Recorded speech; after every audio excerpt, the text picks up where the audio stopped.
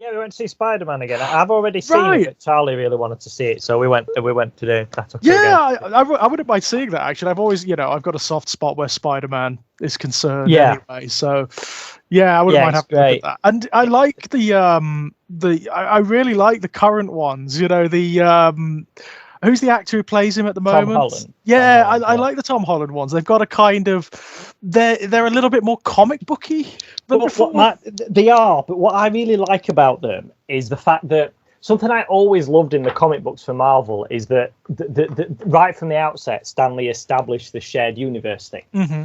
So that you're reading Spider-Man, but at any point it might just pop round and have a go for dinner with the Human Torch, or his web shooters are broke, so he pops round to Tony Stark and says, "Can you help me out with this?" Or the fact that is all right there. Or he needs a lawyer for something, so he gets Matt Murdock. It's Matt Murdock, yeah. I always love that, and yet in the original Spider-Man films, you could never have that. No, it would have been. It just legally wouldn't have worked. Yeah, legally they couldn't. It would have just been a weird thing as well. Like, the tone of those films were just off with a lot of the other Marvel stuff. Yeah, it wouldn't have worked to have sorcerers and the technology and all of that kind of stuff. So, but the fact that this Spider-Man has all of that, I really like that. I like the fact that you can just seamlessly have Doctor Strange in it, or Tony Stark, or Thor, and that just feels fine, because that's the comics I grew up with. So I mean, finally. Spider-Man operates in a multiverse anyway. He always has. I mean, there's always been alternate dimensions Spider-Man, and Spider-Man from different parallel realities cropping up everywhere. Not to mention all the other stuff, So it's fine. They can get away with a lot, really. Yeah, but also this idea in the older ones of Spider-Man being the sole hero who kind of has to be kind of mature in a way that Spider-Man shouldn't have to be, and that kind of robbed something of him in the older films, whereas the Tom Holland ones, it feels like it's allowed for him to be younger, which I like. He isn't the only superhero in existence. He can defer to more experienced people, and I like all of that. It's a nice dynamic for the character, isn't it? I mean, the previous two versions, well, I mean, they all have their strengths. They all have certain benefits, but they often try to do certain things with the character. So sometimes they took it a little bit too dark, like with the Andrew Garfield ones, where they went maybe a little bit too far. And ended up, ironically, the second Andrew Garfield one just becoming ridiculous. Yes. Just utterly ridiculous, What's really good about this new one, without spoiling anything in it, but obviously Willem Dafoe's in it because he's he's great, because you realise that you don't have any characters like him in the MCU, like Norman Osborn, where he's not wanting to take over the universe. He doesn't want to destroy humanity. He doesn't want a throne.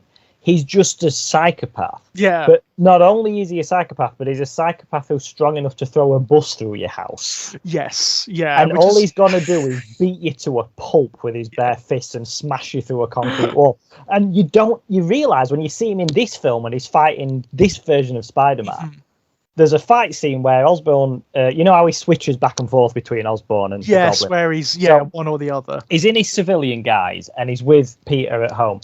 And then the Goblin takes over.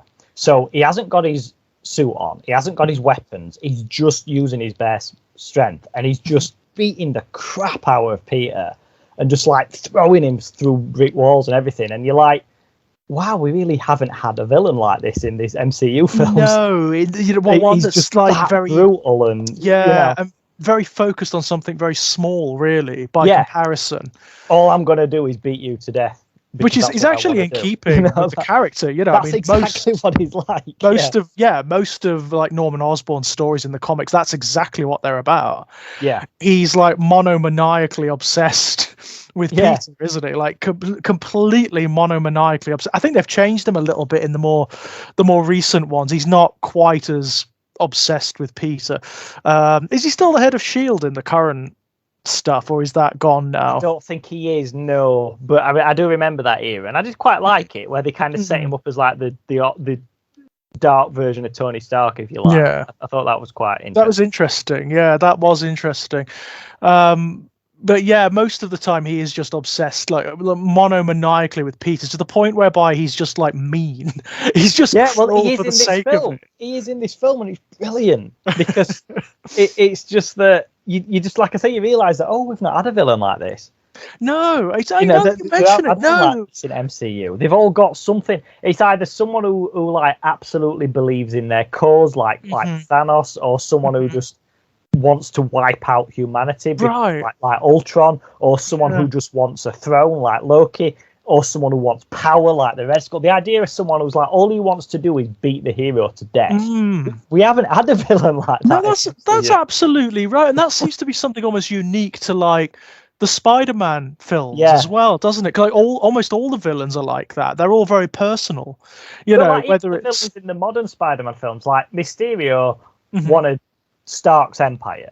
He wanted to be seen as a hero. Spider-Man was just an obstacle in his way. The Vulture just wanted to make money, and again, Spider-Man was an object in his way. When he discovers Michael Keaton as a Vulture that Spider-Man's just a kid, he even gives him an out. He's like, look, I don't want to kill a kid. So if you just stay out of my way, we'll call it quits. Yeah. He actually gives him that option because he doesn't want to be murdering a teenager. Yeah, they're more human villains, aren't they? Yes. Ultimately, they're more human villains. They want very human things, very temporal things. I mean, Doc Ock is the same. Yeah, it's interesting that. But yeah, Osborn is just straight up brutal, and he's brilliant in this. Willem Dafoe's clearly having a ball in this film. It's great. Willem Dafoe is just like great in everything. Even when he's in bad films, he's awesome. He is. The interviews for him for this new film are brilliant, though, because he said to him, "You don't have to wear the suit. You don't have to balance on that glider thing. We can CGI all of that. We just need you for the sort of the talking bits." Yeah. And he was like, "Oh no, I'm wearing that suit. And I'm getting on that glider." He's like, no one else is getting on that. That's mine. I'll do it. And it's like if I'm playing him, I'm doing it like I did 20 years ago. He absolutely wanted to do everything. Oh, that's great. That's really cool. I mean, I'm glad. Like, it's weird, isn't it? Because there've been so many goblins now. Of course, there was the one in Andrew Garfield's second film, which was obviously Harry Osborn, and they Harry really in the later Spider-Man with Tobey Maguire. Harry was in it as well.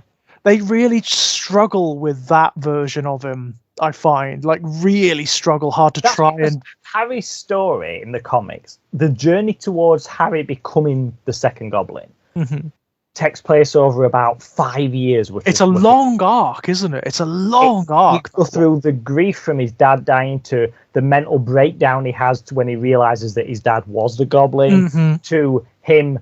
sort of he gets addicted to drugs and he's trying to block out all of that, and then he constantly feels like he's a loser, so he finds the Goblin formula, the strength enhancement thing, which was meant to be the super soldier thing, and he takes that himself, which further damages his mind, and then becomes the Goblin, but then he's cured of it, and then he becomes Goblin again, and ultimately, it's a long arc. You can't do that in one 90-minute film. No, it's a very, very, very difficult thing, and they try really hard. Like, they introduce all the elements, like this degenerative disease that he's got, and it's like there's too much, They just fast tracked it, and it doesn't work. No, it doesn't. I mean, but again, it is interestingly a consistent problem that the Spider-Man films have when they reach a particular point. Like, this happened in the first series as well. Like in the third film, where you've got too many villains, just too many villains, and not enough time to focus on any one of them. Well, this one's got 5 villains in it. but I think in this one they did it for a reason. It makes sense, doesn't it? And also they don't have, because you know them all, you don't have to really bother setting them up. That's why the Avengers movies work as well, because you already know these characters by the time you get to an Avengers film, so you can just get straight into it. You don't have to worry about like explaining the origins or anything like that. I mean, origin stories could be fine, but they often are. A lot of these franchises are hampered by them, aren't they? Yeah. It often feels like, especially now, when you've had film events like the Infinity War film and that kind of thing, and then you go back, and then the next film's an origin for a new character. It feels a bit like, we're doing this again. It feels a bit like, we've got to step back down now and do. And because like Spider-Man has been rebooted 3 times, of course. I mean, that's another one why the current crop works so well, because they just don't bother. Yeah, they just jump straight into it, didn't they? You know, they assume that their audience knows who Spider-Man is. Bitten by a radioactive spider, they're done. We know who he is. That job done. You know. Yeah. We don't have to worry about it. Yeah, well, they've done the same with the last 2, including Robert Pattinson. They've done the last 2 Batmans the same as well. Yeah. They haven't started him showing you him training. They haven't started with him introducing himself. Everyone knows who Batman is. Yeah. Ben Affleck version's been at it 20 years. The Robert Pattinson one's about 5 years in. For both of them, it is not Batman year 1. We've they're just straight in. You know who this guy is. You know how he got to this point. Here he is. You know. Well, what do you do with it now? I mean, if you were going to tell that story, what would you do with it? Everyone, I mean, we all know the imagery. We know the symbolism. We know the pearls hitting the ground. We get it. You can do that. Same for Spider-Man. There's nothing you can do that hasn't already been done. Absolutely not. No, it's the only thing you can do is what the Joker film did, which is it inverts it. Yeah, where it completely does something different, and that takes a lot of bravery, and that needs to be like a sort of like the Joker is an almost self-contained story, not something that's part of the franchise, if you like. What the Joker dared to do, which I thought was absolutely brilliant, was it punctured the myth. Yeah. So it shows you that actually, all this bullshit about like the saintly myth of Thomas Wayne as like the good billionaire is complete garbage. In fact, when you watch the comics that film, have done that in the last few years. Kind of not quite as directly, but they've kind of suggested that Alfred's pointedly said to him as well, like, you were 10 years old the last time you ever spoke to your dad. Yeah. You never really knew him as an adult, and I'm not saying he was an arsehole because he wasn't, but this view of him you have is very rose-tinted. Well, yeah, I mean, you have to bear in mind, like, all of Gotham's problems, almost all of them derive from its status, right? From its inequalities. Yes. And Thomas Wayne was a billionaire for a long time and presided over that city for a long time. He could have got so much shit done. But before Batman ever was even a concept, and didn't. No. He's either like incompetent or unwilling. It's one or the other. There's no evidence that he ever tried to do anything. Right. Like all the foundations and charities and school systems and everything that's set up called the Thomas Wayne Foundation. Bruce did all that, and he just named it after his dad. Thomas, there's no evidence that Thomas did anything. To try and help Gotham. Just the odd ball here and there. You know what I mean? That's very interesting, isn't it? I mean, that is something the Joker film gets so on the nose. It gets so right, and it hits it so hard as well, because it doesn't just make an arsehole of Thomas Wayne. It shows you that he believes mistakenly that he is the good billionaire. He believes that he is for the people, and he believes he's the manifestation of what we call liberalism now. He is that person who believes that he is in the right and doesn't realize that just by the fact of his existence as a billionaire, he's the problem. Yeah. He's part of the problem and always will be. It doesn't matter what he does, No, Bruce is much better at actually doing stuff. He's constantly trying programs and one thing or another. I mean, there is this somewhat almost like a hellscape myth with Gotham in that no matter what you do, it never gets any better. Right. I mean, because Gotham exists in this sort of cycle of almost like it's in kind of what you wrote in the review of my book, The Other Side of the Mirror, where you kind of feel as if it's almost a step out of reality. And sometimes the comics go for that, don't they? Yeah. Like recently, there have been comics where they've mythologized both Batman and the Joker, haven't they? Where they're manifestations of like abstract entities that recur and recur and recur around not just Gotham, but like the area where Gotham is, and it's all tied into like the metaphysics of the area. Yes, because that's also why, like, do you know the character Solomon Grundy? I do, yeah. He was made in Gotham, so this is a great big supernatural zombie creature. Who just fell into a swamp in Gotham after being murdered and was reanimated by the energies there, because this just suggested that there's so much black magic shit and dark history and blood in the ground of Gotham that could happen there. It just like resurrected him. He became like a vessel for it all. Yeah, like, do you remember that video game The Suffering, where there's that island with the prison on it, and there's so much bad shit happen there over the year that eventually it's just like, right, that's enough, and then hell just rips open, and it's almost like Gotham's like that with Solomon Grundy. It's just like it can't contain anymore. Well, I can see why the writers would go down that, particularly like present day writers, why they would go down that route, because like when you've got all of this history where so much darkness has happened, and this one city has attracted so much in the way of evil and malevolence and human harm, it's like, well, I kind of understand why you would see it in metaphysical terms. I mean, from a narrative point of view, Gotham can't get any better, because that would be the end of the series. That would be the end of Batman, wouldn't it? It's like, if it becomes like a utopia, then it's like, oh, great, Batman can hang up his tights. Exactly, but I do like this idea that no matter how hard he tries, it doesn't get any better. And I loved the Ben Affleck version of the character for seeing what does that look like in Batman himself 20 years down the line, where he's lost allies to this, he's lost friends to this, people have turned evil who were previously good. He's had to get increasingly brutal and violent to keep up with this.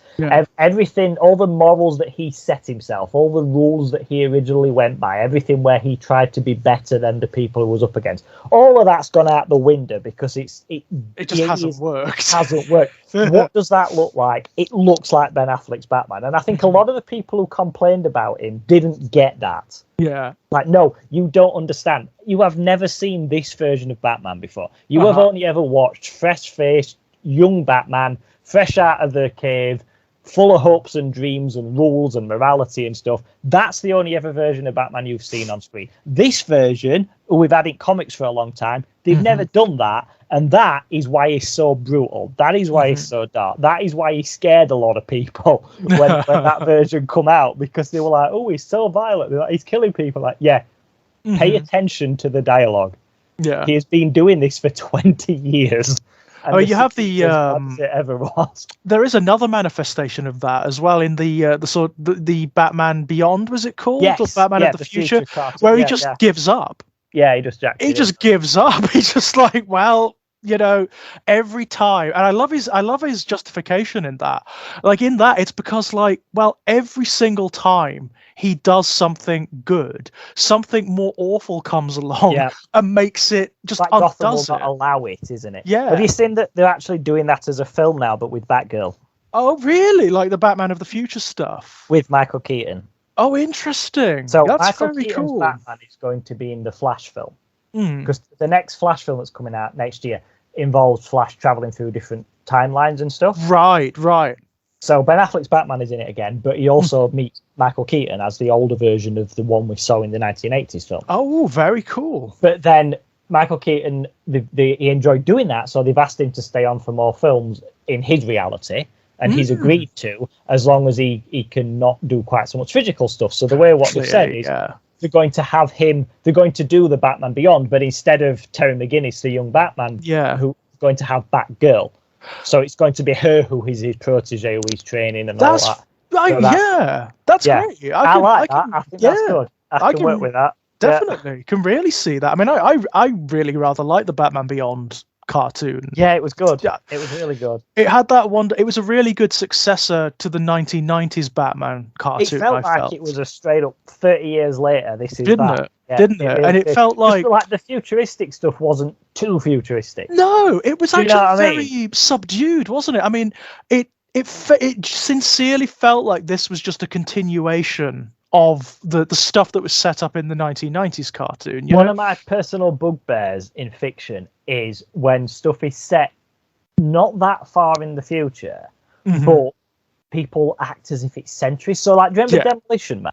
Yeah. It's set like 30 years in the future. That's right. And yet people are like, what's toilet paper? Oh, what's toilet seriously? Paper? Yeah. It's like, come on. I'm aware of stuff that happened 30 years ago now that we don't still use. It's like saying, what's a VHS cassette? It's like, people know. Still know. It's like, Of course they do. I mean, these things are like culturally enshrined as well. I mean, the only way you can get away with that is if there is some sort of event, Apocalyptic yeah, Yeah. that wipes out the history, you know, and you have to start again. That's the only thing that, and even that doesn't really do it. I mean, there have been myriad apocalyptic events, and we still know about the civilizations that came before, right? Yeah. It you would have to be talking a lot more than 30 years in the Yeah, future. definitely. I mean, to, look at you know? look at what we know about what we call the Dark Ages, right? Yeah. When most records, because people were so illiterate, were destroyed. Have you seen that film Book of Eli? Yeah, That's a good film where they kind Yes. of the people don't know how to read anymore. Mhm. That's a good way of explaining it. Yeah. That people don't know how to read, so when they do find old records, they don't know what to do with them. They don't know what to do. Yeah, what is this? That's clever. Yeah. But yeah, just saying 30 years in the future, people have no idea what toilet paper ever was. That doesn't work. Yeah, that's nonsense. That is absolute nonsense. But anything where the technology is too advanced, yeah, 30 years down the line, mm-hmm. and it's like, no, you've got to be, because like even in Star Trek, which is set, the first iteration of Star Trek is about 300 years from now. Excuse me. Yeah. Actually, just a bit of a sneeze. Sorry. The first iteration of Star Trek with Kirk and Spock and everything is about 300 years in the future. Mm-hmm. And whenever they come back in time for, which happens a few times because it's cheaper to film in, but they understand the culture of that time, but they will say, oh yeah, they still used to pay for things with money here, didn't they? And then they'll get some money. They understand the concept. Yeah. Just because they don't do it, they get It's historical, isn't it? It's like when you watch a film and someone goes to a library and uses a microfiche reader, right? Yeah, you know what that shit is. Just you know you don't what it is. Yeah, right. The notion that you would have a population that wouldn't know about these cultural artifacts.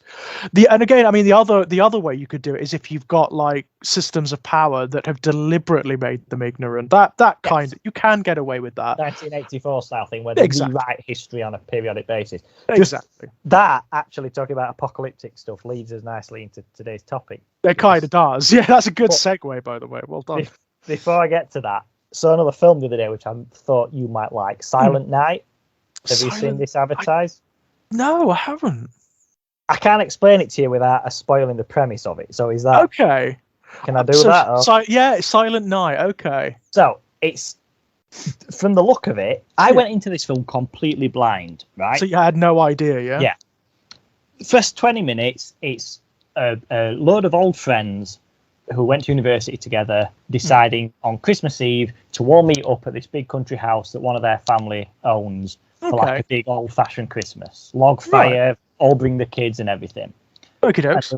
So you see them all meet, and you see their respective car journeys, and they're all talking about like, oh God, I wonder if he's still with that woman 20 years younger than him, and she's saying something else about like, oh, is he still at that job, or just various bitching and back, But then there's little bits of dialogue that slip in that you think, what was that? Someone will say, someone turns up in like a really expensive like designer coat. Mm-hmm. And she's like, oh, I had to punch 3 women in the face to get this out of the shop.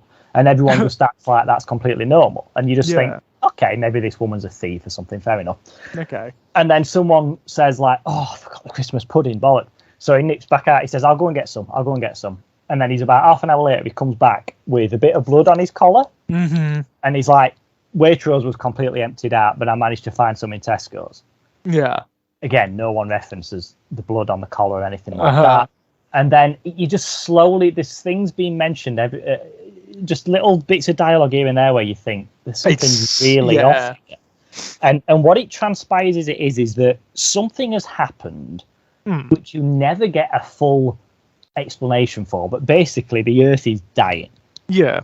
And 90% of the Earth's population has died. Right, okay. There's some sort of like poison gas in the atmosphere that's just like blowing around in like tornadoes and stuff. And whenever it passes over your area, every living thing just dies. It just dies, right, okay. There's no protection against it because it's in the air. So, even like a hazmat suit, you have to breathe. Right. You can't lock yourself in a bunker because unless it's airtight, which means you'd suffocate, it's gonna get you. It's not like zombies or something. There's nothing you can do. Yeah.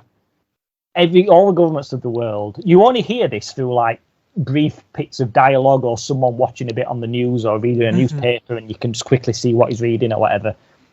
All the governments of the world, there's nothing they can do at all. So basically, the British government has this is why it felt quite poignant, what with the COVID tests and stuff, has sent out packs to everybody in the UK that's basically got a suicide pill in it. Okay. So when it's close, because this thing, if you breathe it in, you die horribly, like you breathe it out of your eyes, basically. Yeah. Oh, right. Okay. This pill just kills you in seconds, painlessly. Yeah. So it's far preferable. So these old friends have decided to get together because it's Christmas and have like a big special family Christmas together, pretend everything's fine, and then at midnight we're going to take the pill, basically. Yeah. You know, but they've got kids with them and everything, so there's that.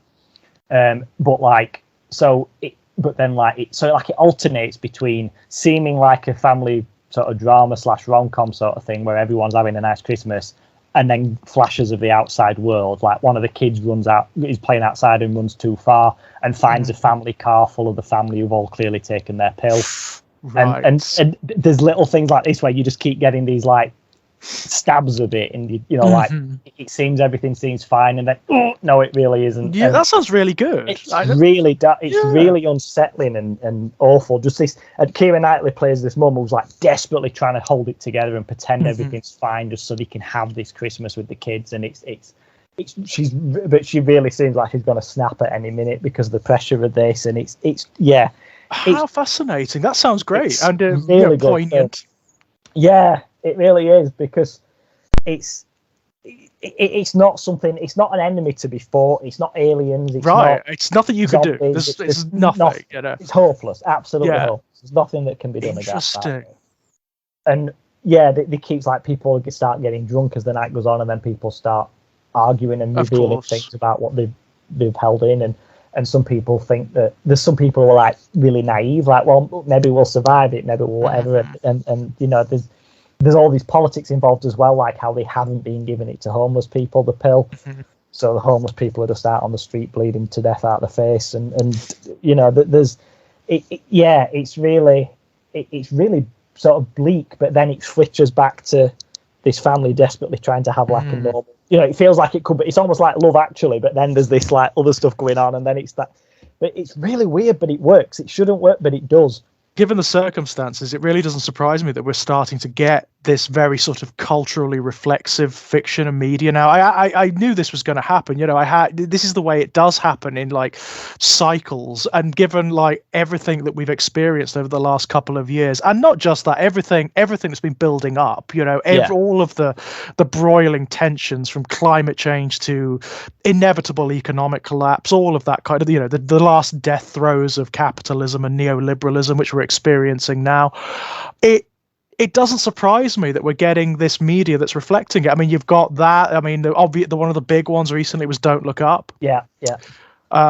Which I watched the other night when I was at work, and it creased me up. I was like so fucking tense watching that film. Yeah, and it's not because of any tension within the film itself. It's because of what it was telling us. Yeah, it's, any other time, I don't think that film would have landed quite as it has. But because it is like a molecule thin from being a documentary, and because it just so blatantly puts on the screen our political and ideological situation. Yes, that's what it does, and it takes a lot for media to be too much for me, but that came within like a hair's breadth. I was like, I'm going to turn this off. Yes, for a minute. I actually did watch the whole thing, but there were points in it where I was like, nah, this is too much. This is like actually making me feel bad, which is the point. Yes, of course. Point of it. Yeah. I can't, and I've noticed that a lot of the mainstream criticism of the film has come from sources that the film directly politically attacks. Yes. Have you noticed that? Yes, I know what you mean. Yeah. It's really interesting. I get like people not liking the film or not responding to it. That's fine because it's subjective, But a lot of the mainstream criticism that has really lambasted it, I've found to be totally insincere. It's because that film is attacking the systems It's and too close structures to that home, be. doesn't it? Yeah, absolutely, yeah, absolutely. It's attacking the systems of power that currently exist, the structures that be, and it's really saying to us, it's a kind of call to arms. The film is a kind of call to arms. It is saying to us, look, we are fast reaching a point where we can't allow or afford these systems anymore. Yes. We can't afford the corruption and the lies of media. We can't afford the politicians who are all about themselves and are like psychotically short-sighted. We can't allow for the distortions and the untruths at our table anymore. We need to do something about it. And that makes people very uncomfortable, especially those who rely on those structures for their living. Yes, of course. Yeah. Well, I think anything that points a mirror at things for people, the people it's pointing a mirror at, they don't like it. No, of course not. And this points a mirror at all of us. I mean, like at everyone. Yeah, of course. Yeah. We're all in it, every single one of us is represented in it to some greater or lesser degree. I mean, some obviously come in for more stick than others. That's for damn sure. But rightly so. Rightly so. I think the portrayal of like what I will call Trumpism is 100% accurate. It is like you can't exaggerate those guys. That's the thing. You really can't. I mean, a large number of them launched an attack on a government building, right?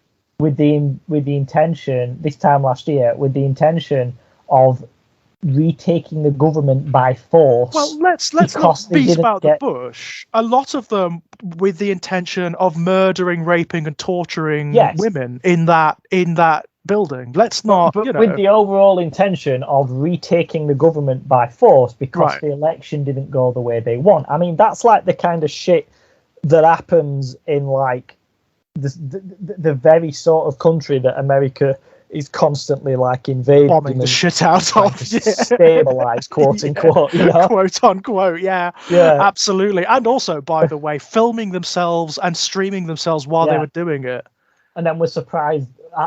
The end game confused me for that. Like when they then got arrested and stuff, and they were shocked, and I just thought, what? Did you think you would have got to go back to work on Monday after this? What did you think was going to be the result of this? The ones who were complaining about getting fired after, it's like, well, fucking yeah. What did you think were going to happen? You deserve to be pariahs. You deserve not to have a place in society anymore. That's the truth, isn't it? Did they think they were going to be celebrated? Did they think? I really don't. That level of delusion, I really don't get it. Like, it's what deep, did they isn't it? think was It's a cult. I mean, it is a cult. Trumpism is a cult. That's the truth of the matter. It is. I mean, conservatism in the US is cultish along a lot of lines anyway. Even if it's in its normal sort of mainstream manifestation, it's basically cultish. It's so tied to ideologies. But Trumpism is the veneration of ignorance. It is the worst of the worst of the worst. It relies. I mean, that's what don't look up. That's what the film states, isn't it? Their entire ideology is exactly that. Don't look up. Remain ignorant. Do as we say. It's quite incredible. I mean, if anything, I would say Meryl Streep's like Trump-esque president is far more Machiavellian and clever than Trump could ever be. Yes. Yeah, that's the only thing where she differs from Trump. Like when it comes to the followers of that, you can't exaggerate how terrible they are. No, you can't. You absolutely can't. That event, the January attack on the Capitol building, that sums it up. Like, you can't. That's the end of the debate. But what I don't understand, what really bothers me is like with Biden's presidency, it's so inept. It's so effete that after that there should have been not only mass arrests of those people, but of the Republican politicians who supported them. Every single one of those fuckers who was on social media, who was in the building supporting them, allowing them in, should be not only out of a job, they should be in fucking jail. Yeah, but every single fucking one of them. Biden was never a great option. It was just better than 4 more years of Trump. Which that is was like, it. Yeah, that's true. That's absolutely true. And that's a low bar, isn't it? It's the equivalent of like, do you want me to punch you in the face or stab you in the throat? It's like, well, punch me in the face. Punch me in the face, yeah. It's true. That, isn't it? I mean, this is. But if you've got to do one of them. This is one of the big problems, of course. Biden is a terrible man. I mean, if you have any kind of like left-wing politics, Biden is a terrible man. He is responsible, for example, for some of the greatest support for one of the most damaging bits of legislation to the American people, which is the war on drugs, right? Yes, He's a total supporter of that, and he has supported that throughout his career. And it is one of the worst things that's ever been done to the American people. It really is. It's one of the most long-term, most oppressive things that has ever been done to the American people. And yeah, he is a problem. He is not a solution. He's actually a problem. Like you say, he's just better than the alternative. He's better because he's more stable, but that stability isn't going to last, you know? No. He's certainly not a transformative president. He's certainly not, revolution. But neither was Obama. Neither was Obama. People thought he was going to be just because he was black and a president. Yeah. But he's like, no, let's still be realistic about where he comes from, though. Yeah, it's true. The colour of his skin doesn't change. He didn't grow up in the projects and pull himself up. Let's be realistic about this. Yeah, and it would have been better if he had, wouldn't it? Yeah, yeah. Because people thought, he's black, that's going to mean this. And it's like, no, he's still from the wealthy, educated elite. He's still, as a result, that's what he protected, ultimately. Yeah. It's really sad. But anyway, let's... what I was going to say about the apocalyptic stuff is because the main topic for this today is the new He-Man series. Which, again, is kind of reflective of the same expressions in many, many, many ways. Well, the original manifestation of He-Man, as per the original toys and the comic books that came with them, Eternia was supposed to be a post-apocalyptic wasteland. Right. Like, Castle Grayskull wasn't a place of magic. It was just a fortress which was described as a place of power. When they got into it, it was just full of weapons. Right. Weapons and technology that the people of this world no longer understood. Yeah. So it's like the equivalent of us, like, the world dying now, and then 300,000 years later, the medieval civilization that's built at that time finds a nuclear bunker full of missiles and shit. Right. It's like that would be like godlike power to them. Yeah, and that's basically what. Which is why if you ever had the Castle Grayskull toy, or indeed the new version of it, like I got for Christmas, you got for Christmas. I did. Brilliant. I'm looking at it now in my office. It's great.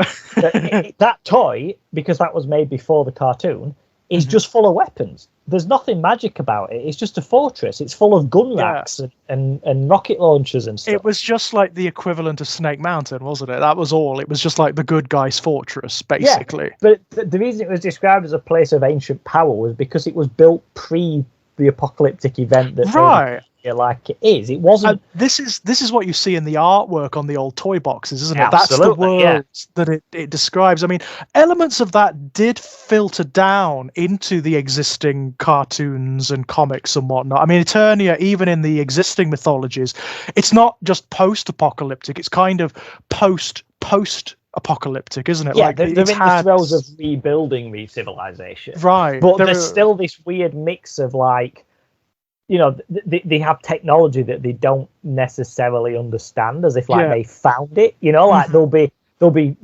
robots, but not like a whole army of them, as if you build them. There's just like one or two. I mean, this is kind of like what Snake Mountain and Castle Grayskull are in many respects. They're markers of ancient civilizations, aren't they? With Snake Mountain, it's like the Snake Men and their war against all of Eternia, and with Castle Grayskull, it's the remains of like the ancient peoples, isn't it? Yeah, it was King Grayskull's fortress, who was like thousands of years ago, like pre-Snake and it was like the first invasion of the Horde was when he was here, and there's. But that like weird sort of scarred world with remnants of previous civilizations. Yeah. That was the initial intention, but they thought it were a bit dark when they made the Filmation cartoon. Right, because the Filmation cartoon, one thing it's not is dark. No. Not really. No, it's really not. So they abandoned a lot of that. But it's still there in some of it. Like Some of it. Eternia still does look like a somewhat barren world, doesn't it? Yeah, it does. It does, and it still has like little suggestions of like an ancient past, and It does, all of because that. like there's episodes where like Skeletor or someone else will find some like ancient robot or machine or something which they didn't build, and no one knows really where it comes from or how to use it. But you know, there's still little bits of that, isn't there, here and there? Yeah, here and there. I mean, what the more recent, like starting really with the 2011, was it 2011 cartoon, and onwards from there, is that they've taken those elements and run with them. They've expanded them out massively. So now you've got like the cohering mythology that you had with the Masters of the Universe Classics Collection toys. Yeah. Which basically, when you read the blurbs on the back of the boxes, it takes every incarnation of He-Man, every toy line, including like that terrible 1990s one, you know, the New Adventures, the film with Dolph Lundgren and Frank Langella. It takes that as well, and the original Filmation cartoon, and rejigs them all slightly and makes them one huge, and I mean, like, when I say huge, I mean like spanning millennia timeline. Yeah, well, they do that in the DC comics from about 2008 as well. It's kind of cool. Graphic novels, which the ending of that is great, because Skeletor, upon achieving this like godlike status, he kills Hordak and then takes his power. Horde Prime, sorry, and then takes his power, and he gains like omniscience. Yeah, and what they do is this splash page, which is great, where he sees every version of Skeletor that we've ever seen. Oh, so you see the Filmation version, you see the 90s one, you see the film one from Dolph Lundgren. Oh, brilliant. He sees all of it, and he comes back with the realization that in no version of any reality do I ever actually win. No matter what I do, no matter what power, do I actually come the victor. So he changes his goal to just wipe out everything instead. Because he's like, if I can't have it, then nobody can. Right, so he becomes it becomes a force of destruction rather than I'm going to be a god. It's like, I've seen every possible future of this. There's no way I can win this, so fuck all of you. Yeah, that's basically what he does. That really is Skeletor, isn't it? That's what he's like. And it's something actually this version, the Revelations version, gets to a T. I've got to say, he is a bit of a petty shit, isn't he?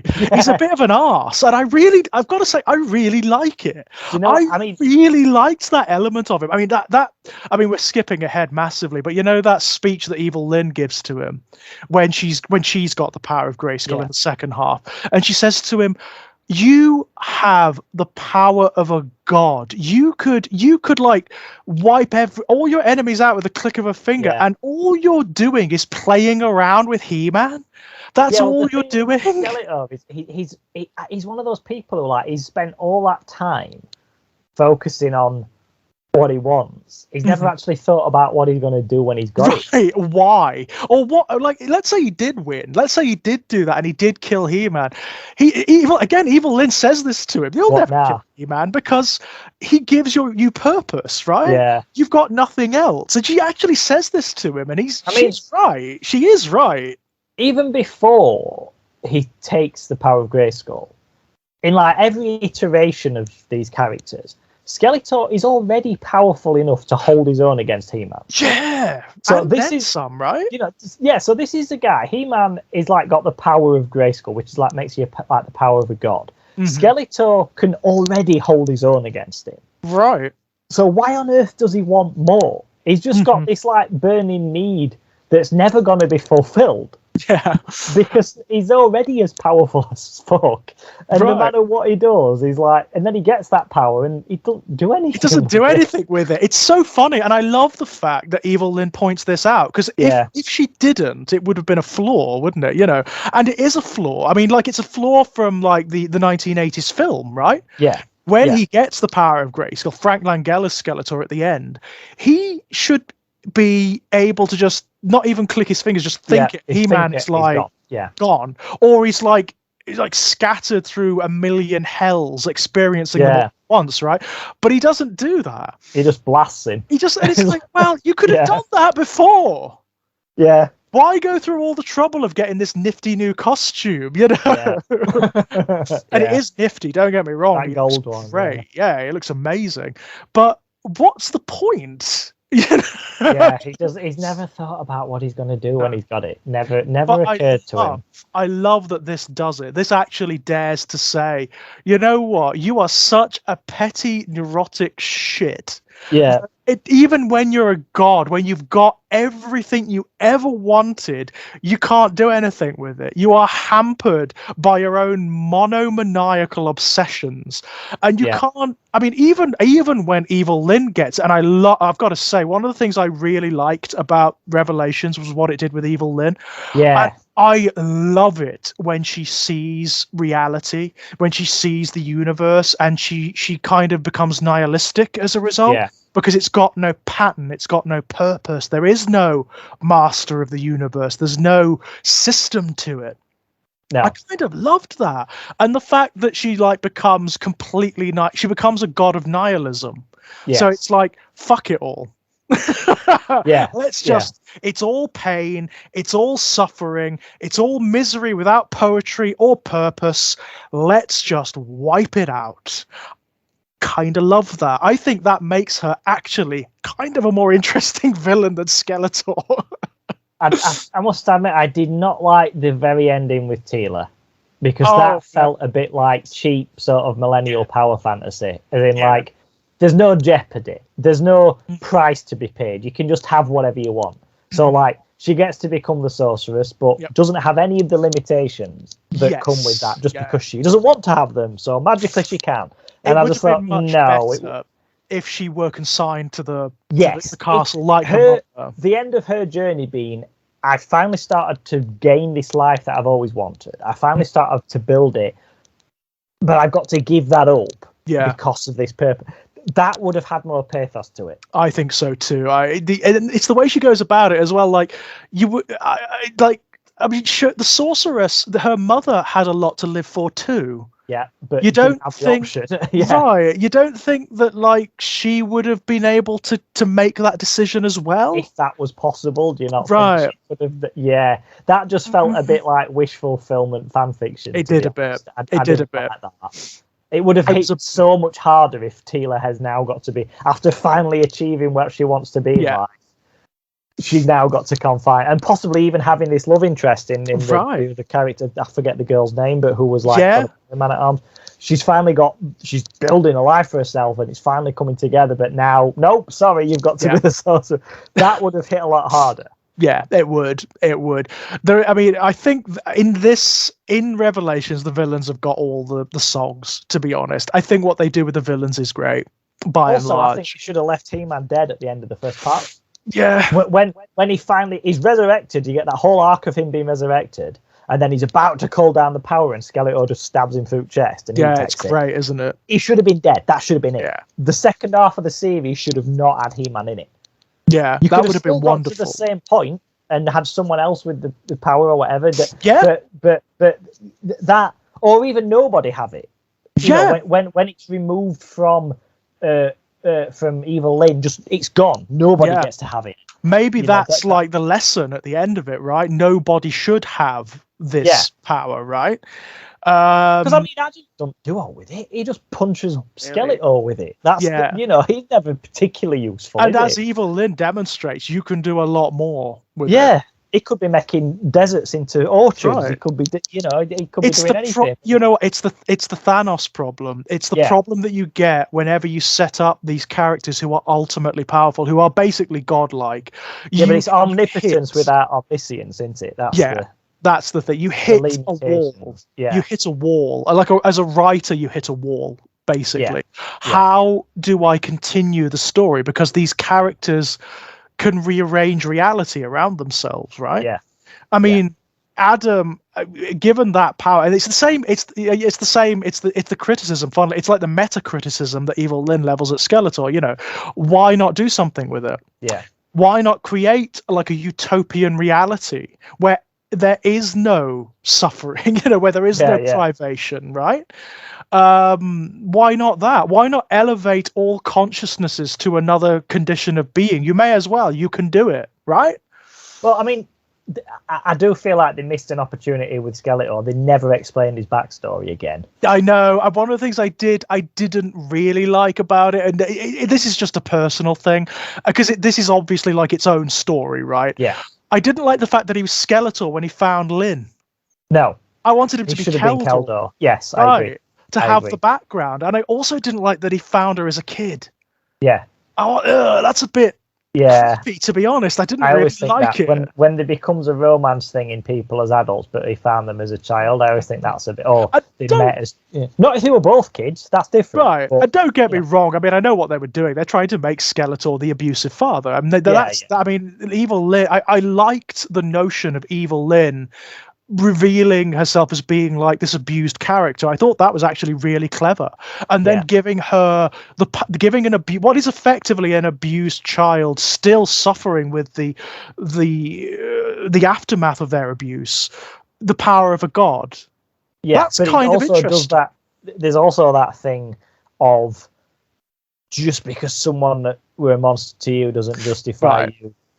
You know, I mean, you can't. That just don't give you a carte blanche to be. Oh well, I'm going to be a dickhead now. No, absolutely, absolutely. And don't get me wrong. I kind of liked Lynn's redemptive arc. I like the last scene, for example, where she's in Troller.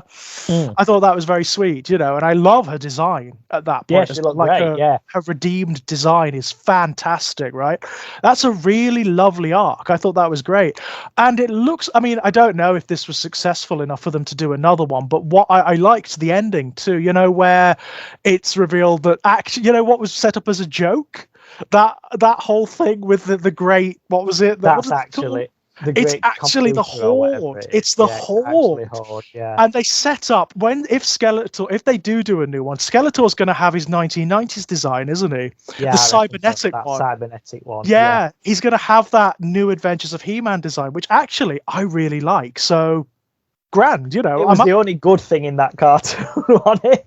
And even like the cartoon, even the cartoon fucks that up, because the way they animate him is terrible. The animation, it was the toy. It was the figure that was the toy is awesome. The figure was amazing. And have you seen the classics version of that? I had it right now. This is an interesting thing. There was that toy. This is the slight diversion, but it is exactly what you're talking about. They did the 90s He-Man cartoon, which was very futuristic. Yep. And there was a cybernetic version of Skeletor, like you said. Right. The toys were much smaller, slimmer action figures. They did not look like traditional He-Man figures. They did not. But at the time that cartoon was first released, they made a toy of He-Man and Skeletor as they appeared in that cartoon, but the size and shape of regular He-Man toys. Yes, as a kind of reference. But they never released them in the UK. I got the Skeletor one when I was on holiday in Spain as a kid. Oh, brilliant! It was called Laser Light Skeletor, but he looked exactly like the New Adventures cartoon. Yeah. But he was like the build and shape and shit of the traditional He-Man figures. Brilliance. And the classics one that they've made is based on that. Yes. That is what they've done. Now, I'm annoyed that I no longer had that Skeletor, because it's worth a fortune now. It is. It really is. That is one of those He-Man figures that's like, because it never came out in the UK. It came out in like Europe, and they made like 10,000 copies of it. I was going to say, even when it came out, it was the end of that line, wasn't it? It was like when the He-Man line was kind of failing at long last. But I just thought, like, I used to get every version of Skeletor that I saw when I was a kid, because I used to love them all. So, like, I had the Terror Claws, I had the one with the little dinosaur on his back, I had the Battle Armor one, everyone you could get. And then this was one, and I saw it, and like, oh, I ain't got this one. Gotta have it. So, gotta have that. I didn't know it were anything special. It's a great design. And the the redesign of it they did for the classics line, I've got that. That is fucking spectacular. Oh my! It is my favorite version of Skeletor, I've got to say, and I like the background for it as well. In the classics universe, this is Skeletor after the great battles of Eternia, after his fight with Hordak when he finally defeated him, and he's wounded so badly that he has to like take some cybernetic virus into himself, a bit like a Vader sort of thing. Yeah, basically, it kind of mutates him and weaves through him and makes him like part cybernetic, and that's that version of Skeletor. That it's so clear that's what we're going to get, right? if the series, that's if Revelations continues, which it might or might not, I don't know, because it's got very mixed reception, hasn't it? For lots of different reasons. I like some things about it. I didn't like other things. Like I said, I didn't like the ending with Teela. I felt like that was cheap. Yeah. That just felt like something you'd write in a fan fiction where everything just works out. And it's from a personal side as well. Adam in this series is so queer coded, it's unbelievable. As he was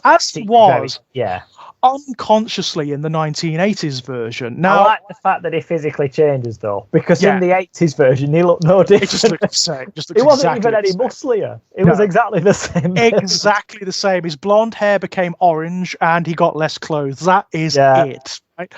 This version does look different, but I liked the fact that they queer coded him, and I thought because they went so far with some of the elements that are suggested in the original show, but obviously not capitalized on, I thought they might capitalize on that and actually go a bit further with it. I mean, they do with Teela. Yeah. Teela's she's basically in a same-sex relationship, isn't she? You know, and I kind of liked that. I kind of would have liked it if they'd have gone that way with Adam. I'll be honest, I would have liked that. I kind of would have liked that by the end, but fair enough. I still think he should have stayed dead after the first part, though. That would have hit more. Yeah, that would have hit harder. Because to me, if you're writing a series like this, which is you're writing it as a one-off, you're not starting a whole new trend. This is so you can do anything you want. You can kill people off. You can make choices that you'd never dare make if you've got to do 7 seasons. Right. You can. So how ballsy would that have been to have killed to actually kill, and also to do it in that way where you've gone on that journey where they've got him back from Preternia, and he's about to call the power. Then that's a ballsy way to do it, isn't it? That would have been. I mean, it would have been such a shock if that were the case. Yeah, but sadly, it's not the case. They kind of, I wonder if that they intended to do that. I wonder if someone thought about that and they just thought no, they ballsed out of it. It did seem like he were dead at first half, didn't it? Did when he come back to the second one and he's like, oh, he's alive, and it's not a serious wound. I thought, really? It was pretty serious. Yeah, it's like in old black and white film reels where you get to the end of part 1 and the car goes over the cliff, or the train flies over the cliff, but then next week when you pick up, it's not gone over the cliff yet. And they dive out in time. And you're like, I'm pretty sure that went over the cliff. I'm fairly certain I saw that go over. Yeah, definitely. I mean, it's. I mean, on the one hand, I do understand because, of course, they did get a lot of lashback from the first season from from certain quarters who didn't like the fact that it focused not on Adam, Yeah, but I get that as well because Adam's a boring character. He's a boring character. He-Man is a boring character. He-Man is a boring character. He's got no background really to speak of. He's got no personality. No, there's nothing there. I mean, I liked the fact that they tried to introduce it here with the tensions between him and Randall. That was kind of cool. I liked that because that's the way you do it. That is actually the way you do it because there are no other tensions. There aren't any others, No. Whereas Teela, because of all the stuff with her mother being the sorceress, and she's actually got something going on. Even Orco's got stuff going on, with the fact that I liked that as well. Where his name is a mispronunciation of Oracle. Yes. That was cute. I like that moment between him and Evil Lyn where he's like, I am a total failure, basically. I was born for greatness, and I can't even do what even Troll and Infants can do. Yeah. I liked that. Oh, that's sweet. I thought that... Because Orko being fucking useless was kind of always made him annoying, but adding that dimension that he is aware of this, that adds a layer of... You kind of feel sorry for him there. Yeah. Actually, and it also, I mean, it lends the character pathos, doesn't it? He's supposed to be this great wizard, and he's a joke. He's the court jester. Yeah, I thought that was a good move. It's sad. There is a sadness to it, and it lent his death in the first season a real pathos too. I did like the fact that and they justify it in the mythology as to why he comes back at the end. I get, and I liked the fact that he came back as a proper badass. I actually really liked that. Yeah, it was earned. I felt like that was earned. It was earned. And I liked the fact that he faced off against Scareglow. I thought that was a good, a really good confrontation. Scareglow never made it into the original cartoon, did he? No, for some bizarre reason, no. He was in one comic, I believe, way back when, and that's where all this mystery is set up about him, because there was a weird line in it where he was referred to as the evil ghost of Skeletor from the future. But what does that? Right. The ghost of Skeletor, does that mean a ghost that belongs to Skeletor? Right. Is it his servant, or is it literally Skeletor's ghost? Literally Skeletor's ghost. And actually in this show, they actually buy into the ambiguity. So when Teela meets him in Subternia, she actually calls him Skeletor. And he says, I do remember that name, but it was a long time ago. But bear in mind, like, the Land of the Dead has no concept of time.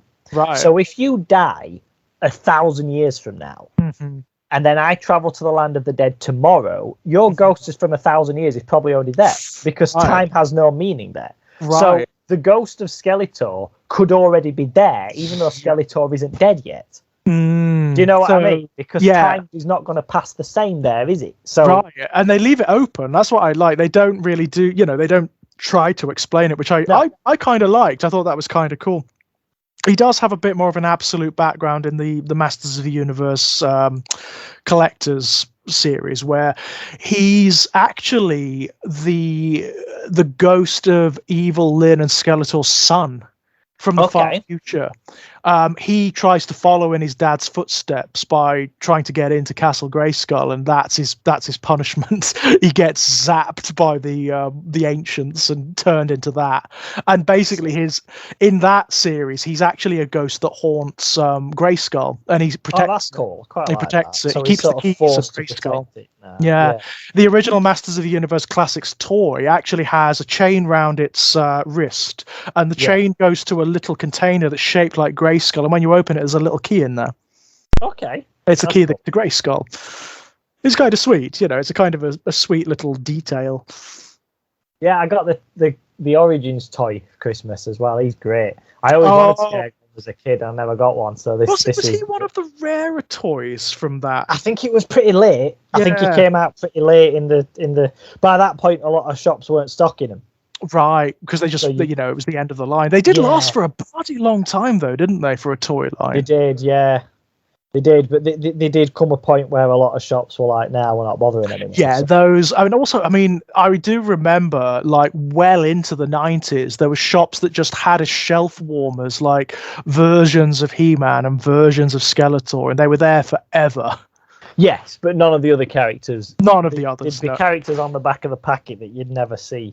Never, because some of them, of course, like that version of Skeletor, just weren't released here as well. I never saw that mosquito dude. I've seen him now, but I never saw him as a kid at all. Well, I think his name is actually Mosquito or something. Is it? Okay, of course it is. But I never saw him. I never saw him in real life at all. I think again he was one of the rarer ones because he had a really weird gimmick. Was he a Horde one? He was a Horde one, yeah, and he had this he had basically blood in his chest. He had like a fluid in his chest that moved. He had a transparent chest, and you could see the fluid moving up and down. So he must have been quite difficult to produce, I would have thought.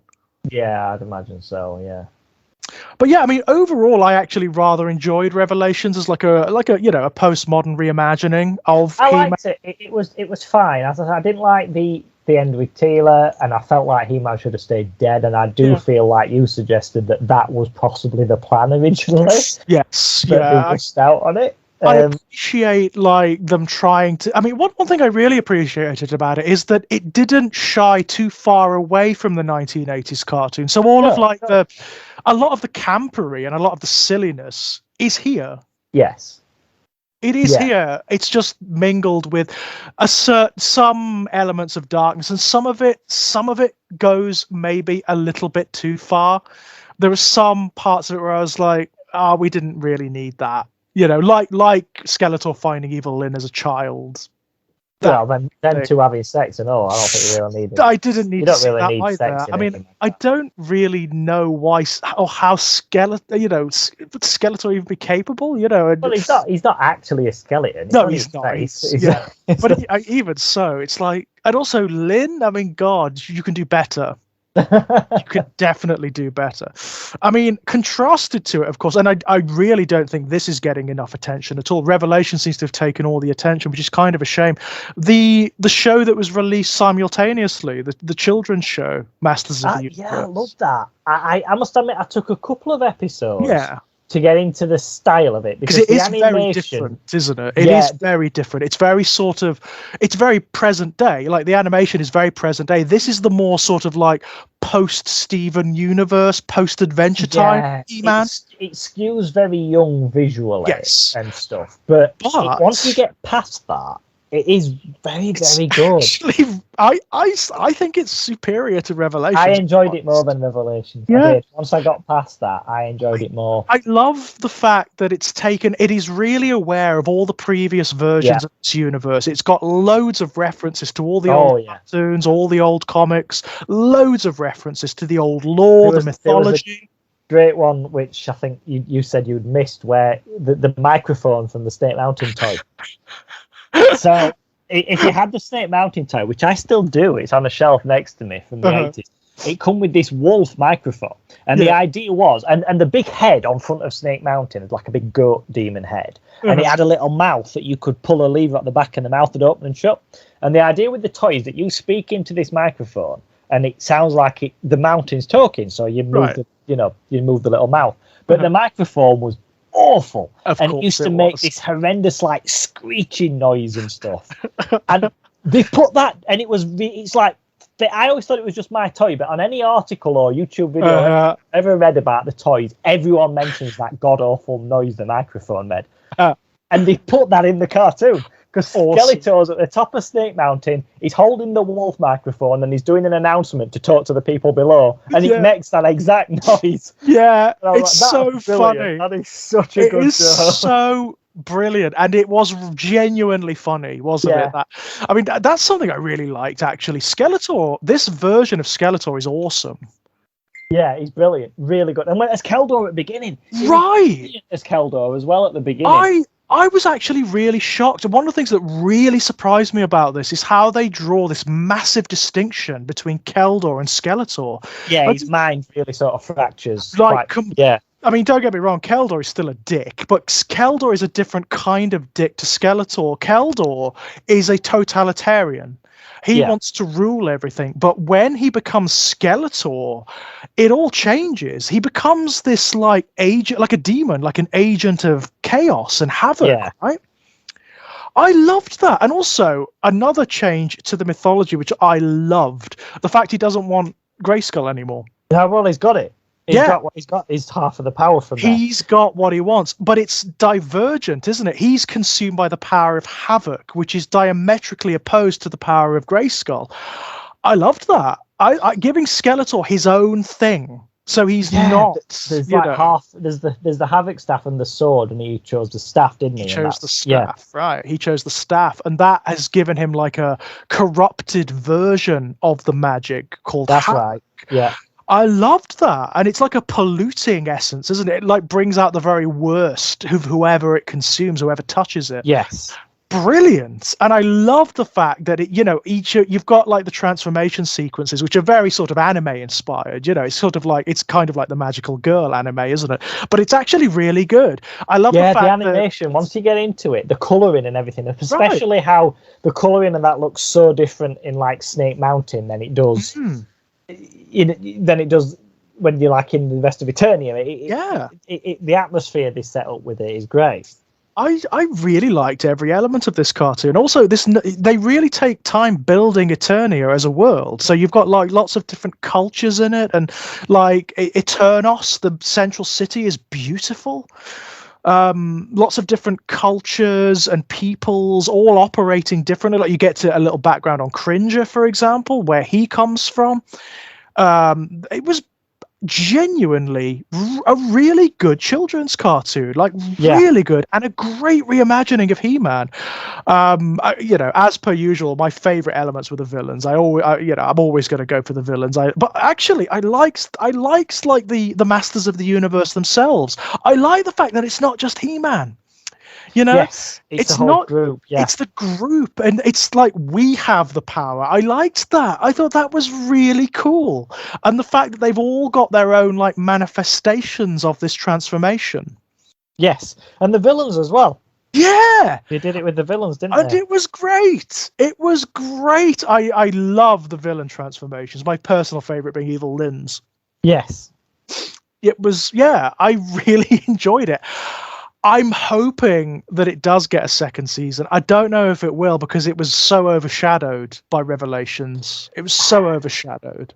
They have made some toys for it as well. I want to get the Skeletor one. I don't think they're out yet.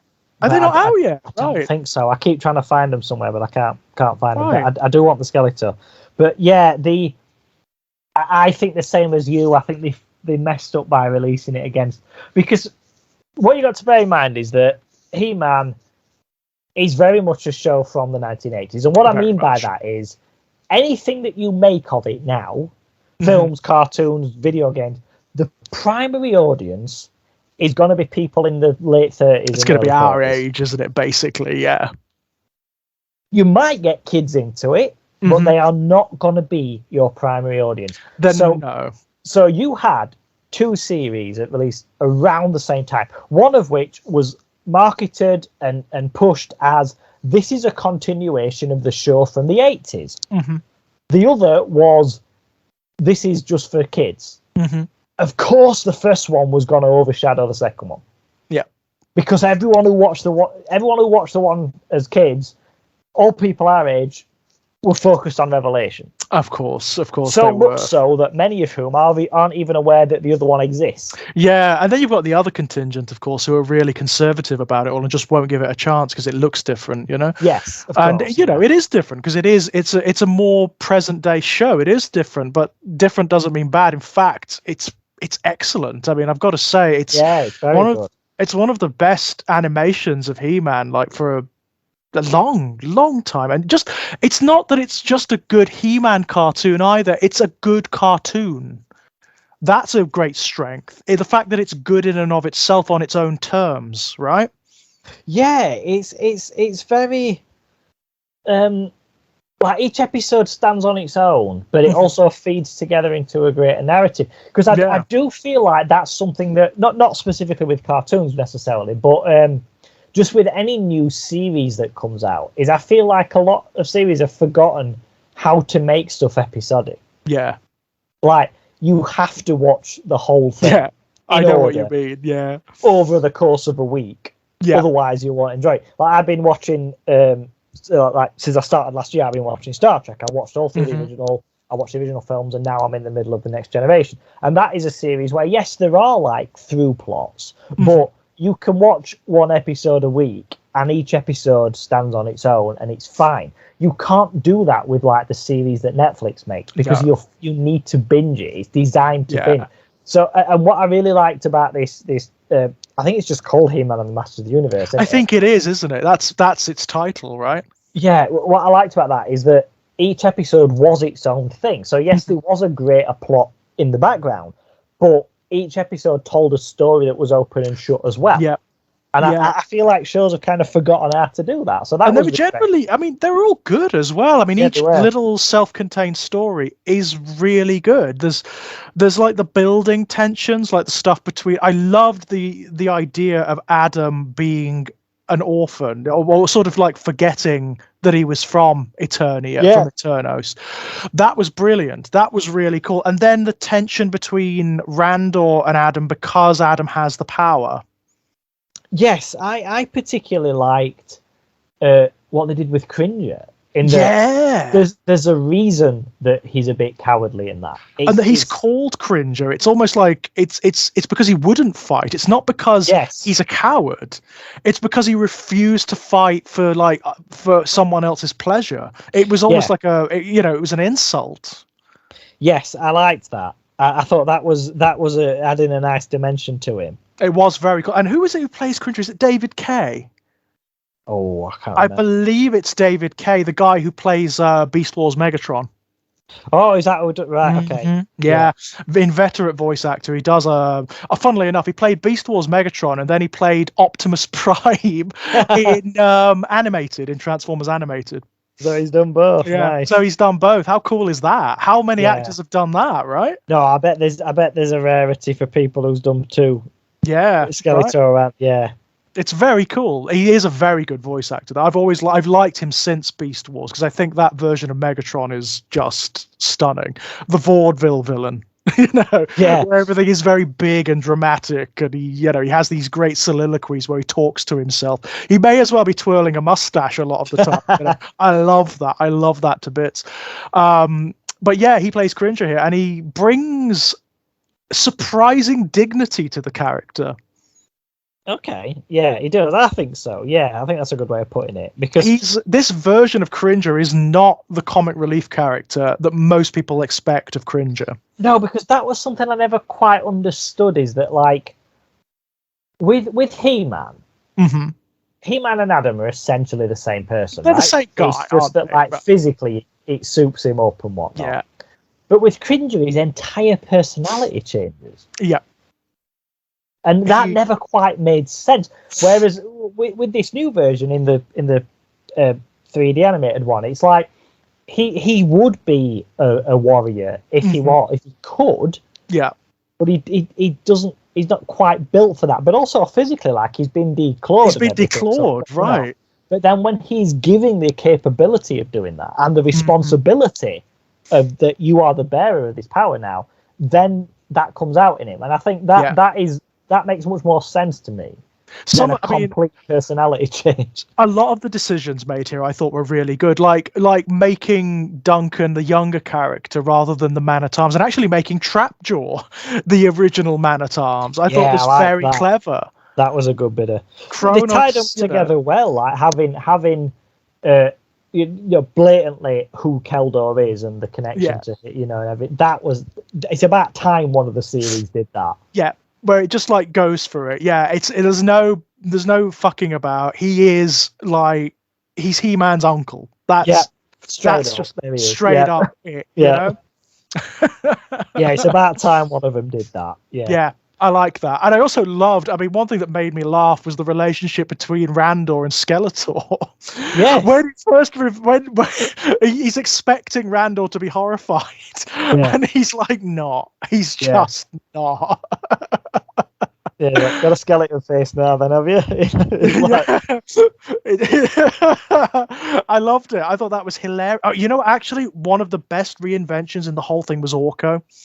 Yeah, the fact that it's a robot fucking brilliant. The personality of a wizard, so he still thinks that he is this old wizard, but he hasn't actually got that power anymore. So clever. Yeah, I thought that was brilliant. The way he even once the robot had got like the clothes on, he looked like Orco, and just because of like the technological powers, he could sort of emulate Orco's magic. Summon it. Yeah. I thought that was brilliant, and also explaining why he can't do the magic because he's not Orco. No, brilliant, genuinely brilliant reinvention of the character, and also again a way of introducing pathos. Yeah, it makes it. You can feel a bit sad for him, don't you? Because it's like he thinks that he is this guy, but he's not. He's not, and he doesn't understand why he can't do all these amazing things the original Orco did. Yeah, because like. It's almost like a ghost in a way. Yeah, very much so. Yeah, and he's struggling to deal with the fact that he's not this person who he thinks he was, and he can't do the things that he used to do. And I think doing anything with Orco to make you sympathise with him is good, because previously... Well, he was just comic relief, wasn't he? He represents that thing we've spoken about when we've talked about animated stuff before, where they always stick a jokey little kiddie or animal character in. And everyone hates them. That's who Orco was before. Yeah, absolutely. That's who he was. He was the snarf. He was that character, the comic relief character from 1980s cartoons that everyone hated. Yeah. Nobody liked them. They were always annoying. They were always annoying. Lending the character a little bit of pathos, making them a character rather than just a walking joke, is really cool. It actually works really well. And I found this version of Orco really charming, I've got to say. I liked the way they did it. I liked the way they put him together. And the fact that he's a combination of like Man-at-Arm's ingenuity and also the secrets of Grayskull. Yes, absolutely. Yeah. Very cool. Very cool stuff. Well, the best stuff in He-Man has always been sort of a mix of technological stuff and magic, isn't it? Mm-hmm. That's right. Yeah. That's right. And it works so well here. It works so well. I love the fact that there's also a distinction, like a visual shorthand between the Havoc power that Skeletor uses and the Grayskull power that He-Man uses. Yes. So when he uses his Havoc power, it's all this it's often manifests as chains, which I like. I thought that was very cool. It's all this like very luminous, toxic green energy, and he's very aware of the fact that it's corrupting. Like he talks about ushering in an age of blight and chaos, the like of which the world has never seen. I fucking love it. He's just a straight up lunatic villain, isn't he? When he becomes Skeletor, he's like the essence of the character. Yeah, he is. Yeah, it's.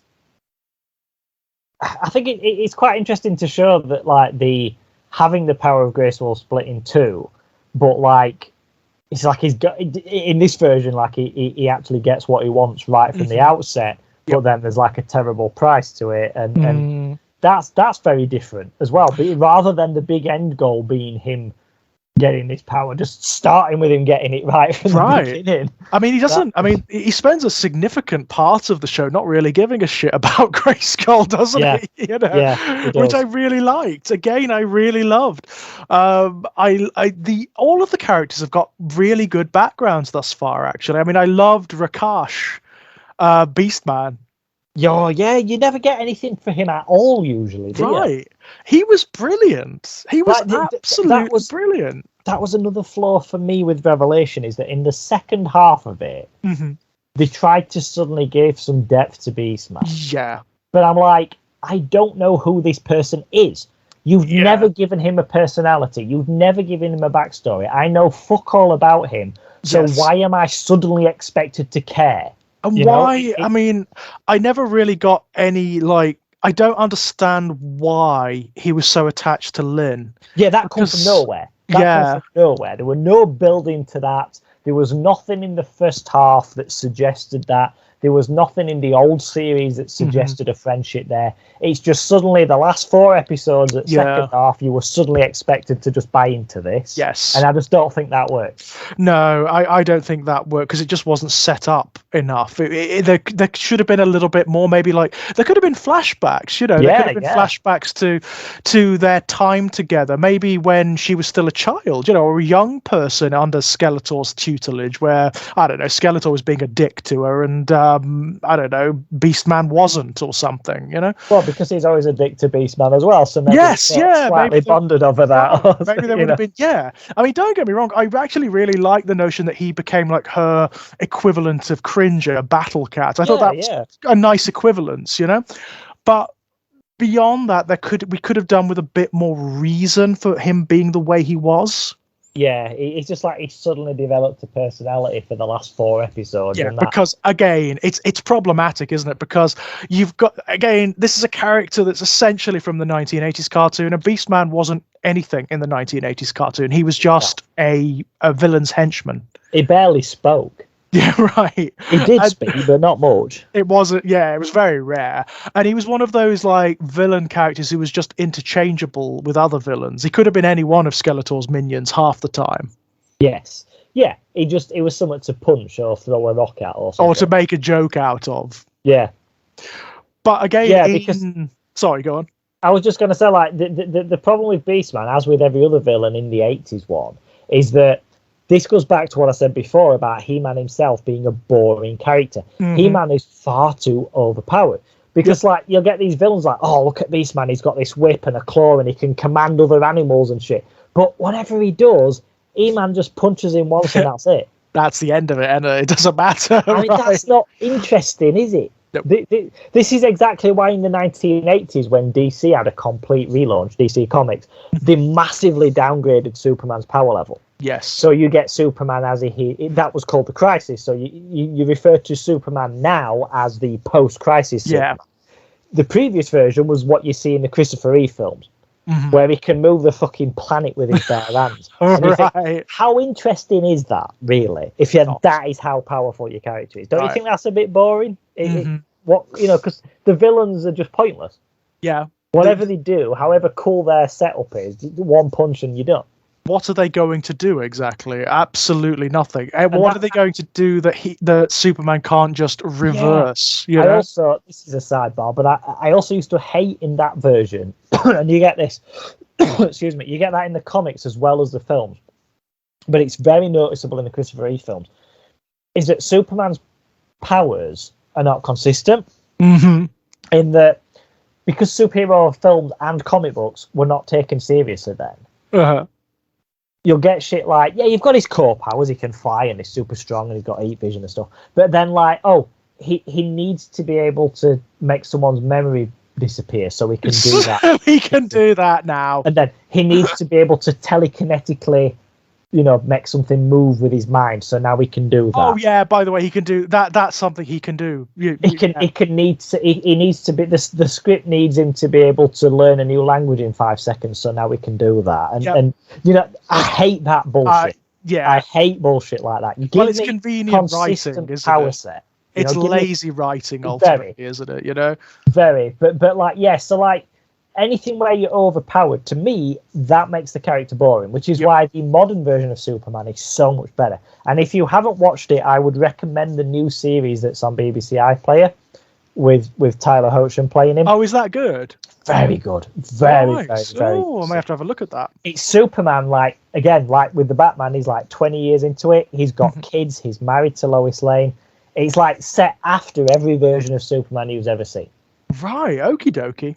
And they fill in some stuff with flashbacks. Like there is an episode that shows you everything from the very beginnings of Superman up to where he is now. And it's done through flashbacks. And it's beautiful because they do stuff like you see him in the very first costume that he was in the issue of Action Comics. That bright, and they even do the shot of him holding the police car above the head and from the first but you see him meeting Lois, and you see it's brilliant. It's absolutely brilliant. But this is the modern version of Superman, so he's vastly downpowered.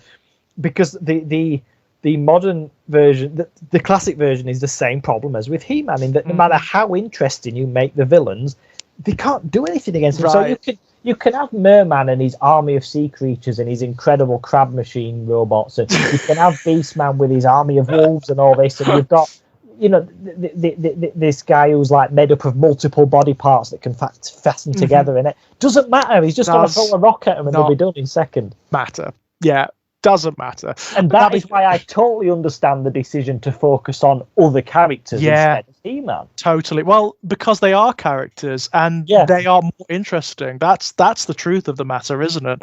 Having a revelation that He-Man's there, but let's focus on other people. Totally get that. As a writer, I totally understand that. Yeah, I totally get that too. What can you do with this guy? Yeah, all of the dramatic stuff, all of the interesting stuff always happened with other characters anyway. Yeah. It was always other characters anyway. It was always Duncan and the Sorceress. That was always an interesting thing. Teela and the Sorceress, clearly. Evil Lyn and Skeletor, that was always interesting. They should have left him dead, because it would have been the same sort of thing as because they had the same problem in Marvel films with the Hulk. In that whatever happens, he just turns up and solves it in seconds. So in Infinity War, they established pretty quickly that shit ain't gonna work this time. Yeah, because Thanos puts him down hard in the first 5 minutes of the film, and he doesn't come back out again. As a result of that, he's so traumatized that he doesn't appear. So this equivalent of that in Revelations would have been Skeletor kills him at that midway point, and then He-Man's gone. He-Man's done, right? And then you have to focus on the other masters. That would have been better. I would still think that. It would have been empowering for the other characters as well, wouldn't it? Not to have to rely on. Yeah, you ain't got that Deus Ex Machina thing there. It's just, here he is. I have the power. Boom, we'll solve it all for him. Yeah. All the effort we've been putting in for the last 20 minutes doesn't matter now because he's here. I mean, He's there going are to punch things, the floor and all the army will fall over. absolutely. You know? I mean, there were things about it I really liked. As I say, I really liked Skeletor being a complete like neurotic dick when he becomes the god Skeletor. I liked that. I liked some of the final confrontations between him and He-Man where he just won't fucking let it go.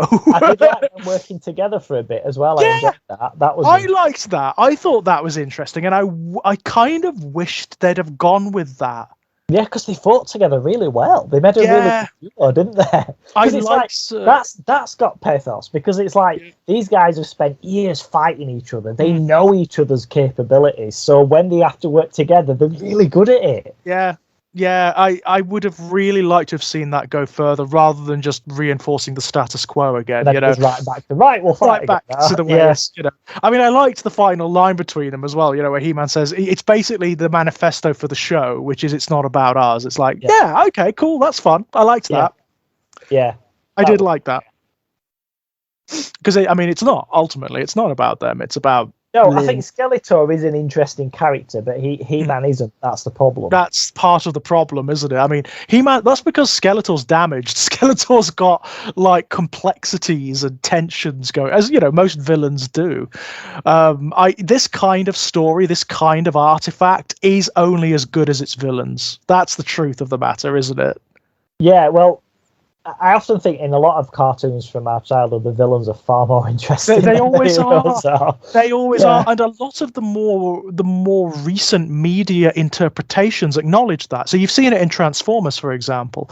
Look at Megatron in the IDW comics, where actually what they've done is turned it on its head, so that Megatron was originally a revolutionary and freedom fighter against a corrupt autocracy.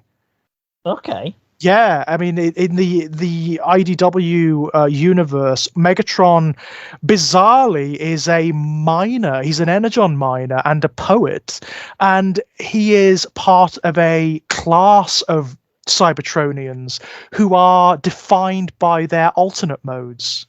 Okay. And because he turns into a mining vehicle, that's what he's supposed to do. That's what he's consigned to. But he's more than that. He's intelligent. He's capable, and he sees the abuses of the system, and that's what he's rising up against. And for a long, long time, him and Optimus Prime are friends.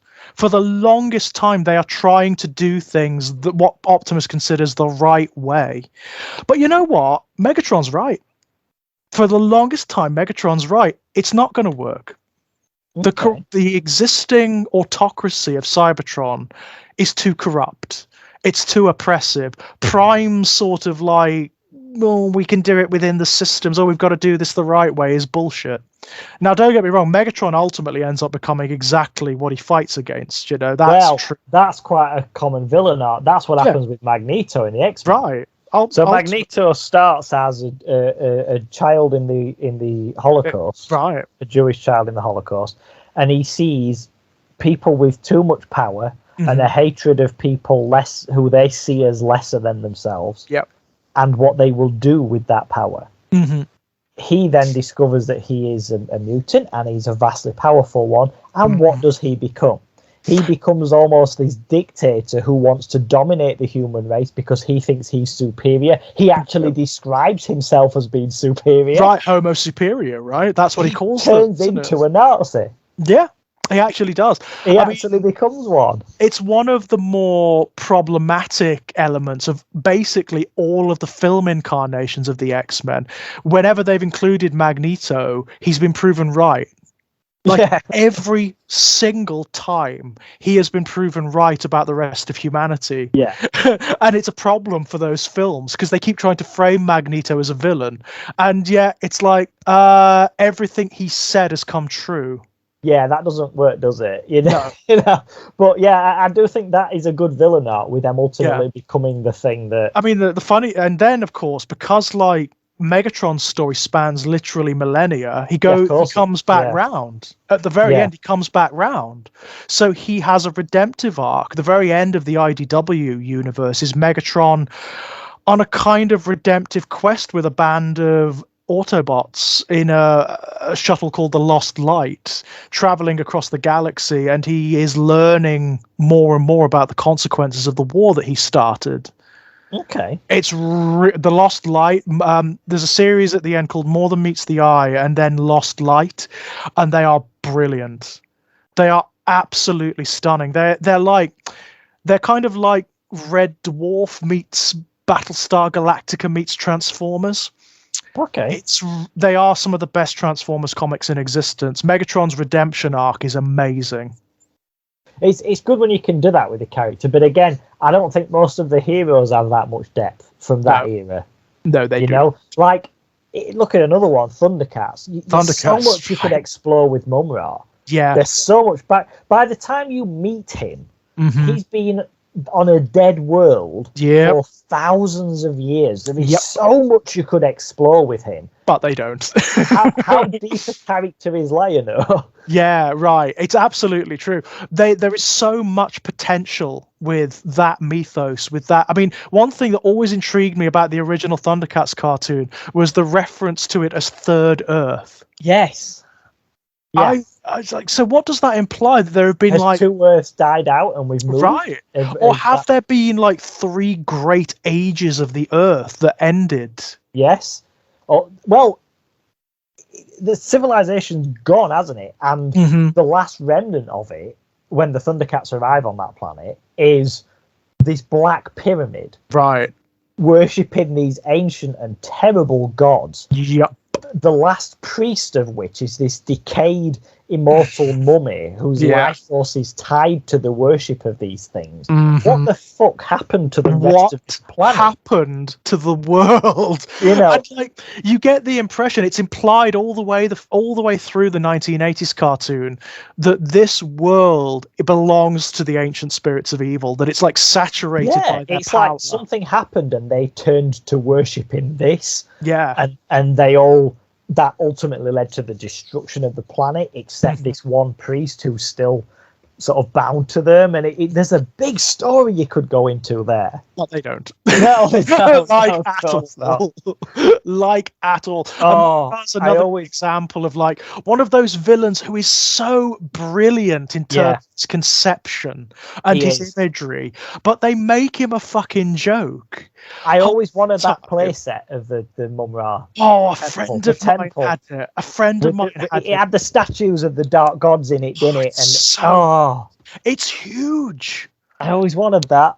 Yeah, it's massive, and it was made of fiberglass. It was massive. That set was because the figures were huge, you know. Yeah, they were. The Cats figures were big. A friend of mine had it, and it was impressive. It was really impressive. The Black Pyramid playset. Yeah. Just Mumra's tomb, wasn't it? It was just the big head. You know what? I often feel like Mumra was a villain that someone just had in their head and didn't know what to do with him. And then someone else wrote this Thundercats thing and he just stuck him in the air. Because he doesn't quite fit, does it? No, really. But it's such a shame because, like you say, Mumra implies so much in terms of background. I mean, I've always, in my head canon is that he's from our time and that he's an archaeologist and he stumbles onto the Black Pyramid and the ancient spirits of evil, you know? Yeah, that could work, yeah. I don't know why, that's always been my headcanon. And wouldn't you love to tell that story? Oh, God, wouldn't you love There's definitely a lot of stuff you could do with Mumra that never gets done. It's such a shame because like Skeletor's got it. A lot of the comics and the cartoons have actually given him his background, which is great. You know, it's wonderful. But Mumra, nah, not really. He's always just been Mumra, hasn't he? He's like, he's just a big bad villain. But like you said, they give him this amazing setup, and then he's just a bit of a joke. He's a bit of a dick, you know. That's all he does. He's supposed to be this ultimate evil, and all he does is he like wanders around his pyramid, burbling to himself. Thundercats, and then he does stupid things. Like he's got this incredible range of powers, like Skeletor, you know. He's got limitations though. Like he's so ancient, and he's like a cripple. He can draw this dark power into himself, but only for a brief period of time. There's a cost. Yeah. I like that. I really like that. I just sent you a photo or something that you can look at just on my shelf. on one of my shelves. Let me have a look. Is this on Facebook? Yeah. Yeah, just sent it on message. It's relevant to what we're talking about. Just so you know, see that. Relevant. Yeah, let's have a look. Hey, there he is. That's the little one you had to send off for. Yes, I was going to say you couldn't buy that, could you? No, you couldn't buy the mummy version. You had to you could buy the figure of him in his big mum rather the ever living. Yeah, the ever living one. But when the actual him in his natural form, you couldn't get. You had to send off for it. Because that's the form he appeared in most, isn't it? Yeah, it's weird, isn't it? That's really strange. But yeah, that was one of them. Yeah. But yeah, see, Thundercats had its Orco character, didn't it? The cat. Can't remember the name of it. Snarf. Yeah, that was Snarf. But it had 2 kids and all, didn't it? Later on, they introduced more of the bastards, and it was just like the worst of the worst of the worst. But the thing is, Thundercats, it's one of those 1980s shows that has a great intro sequence. It's got great background. It's got a great world, great designs. The show itself is rank. Yeah, it's not great. It's rank. I mean, I've tried watching it since, becoming an adult, and it's like, no. It doesn't stand up. It doesn't even have the campy charm of the Filmation He-Man. You can watch it and have a laugh because it's funny, and it's campy, and it's got it has a certain charm to it. Thundercats does not. It just doesn't. It's like, it could have been, if you got 1980s boys cartoons made from toy franchises, fed them into a computer, this is the show that would come out.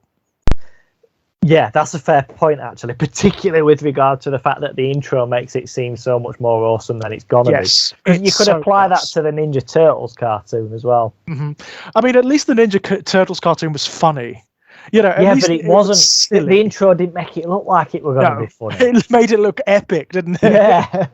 But no, I mean, ultimately, what you got in the 1980s Teenage Mutant Ninja Turtles was a comedy reel, right?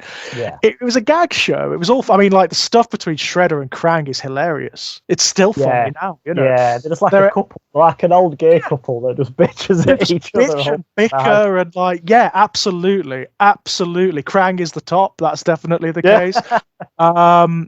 There's an episode. There are episodes where Krang is watching soap operas on the Technodrome screens, and it's fucking hilarious. It's just brilliant. I used to like the fact that, I don't know if this was intentional or not, but this was meant now we have this thing. Although Bond films still do it, but we kind of have this thing where defining a villain by deformity is not cool. It's not a thing. No, it is. It is not a good thing. But Shredder's whole thing was he's so badly mutilated from a fight with Splinter, I believe.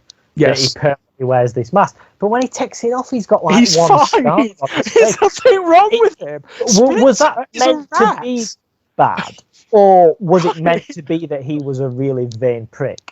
I don't know. Because he just had a one scar on his cheek. It was not worth wearing a mask. It really wasn't, was it? I mean, there was nothing wrong with the guy, You expect him to take it off and be like Phantom of the Opera or something. But right. He's really not. Bearing in mind that he's in a show with characters who are disembodied brains and actual anthropomorphized reptiles and right. It's come on, man. I mean, there are worse things. If you grow a beard, you won't even see that. Yeah, right. It's not even a bad injury. I mean, one of the reasons I always keep permanent facial hair is because I had quite bad acne scars. When I was a teenager, I had quite bad acne, and I've got scars from it now. So I keep facial hair because it kind of covers that. That covers more of my face than the scarring that Shredder's got. Right, yeah. It's in this particular show, when he does take his mask off, you can't even really see. No, you don't notice it. Or anything like that. I don't know if that's intentional. I don't know if it's meant to be just a vain prick. He's just a vain prick. Yeah. Yeah, I don't. But yeah, he's another villain who is set up to be something really bad, and he's just an idiot because the cartoon won't allow him to be. In the later cartoons, they do, like the 2013 one. Yeah, he's a badass. Well, he was in the films, wasn't he? He was in the films as well. Oh yeah, and in the more recent one, the Nickelodeon one. Yes, he's really bad in that. I mean, he is evil in that, and he is unbeatable. I mean, there are episodes of that where he is the Holocaust walking, Yeah, well, that's kind of how it was always set up. But I think that is the thing with the 80s cartoons, or particularly with He-Man and Skeletor as well, is that the villain had to be somewhat incompetent. Yeah. It just seems to be a trait. It's a trait, isn't it? Yeah. Like Ming the Merciless in Defenders of the Earth. You know? So a guy who you're expected to believe is in charge of this like intergalactic empire, and yet he's an incompetent idiot. Yes, it is a thing. How has he achieved this? 1980s and early 1990s cartoons are so like this. I mean, even Megatron in the original Transformers cartoon, he's a bit of a dick, to be honest. He's often defeated by his own hubris and incompetence, and when he becomes Galvatron in season 3, it's because he's mad. He just loses it, and it's like, well, the Autobots don't need to worry very much because he's too busy beating up his own troops. You know, he's kind of his own worst enemy.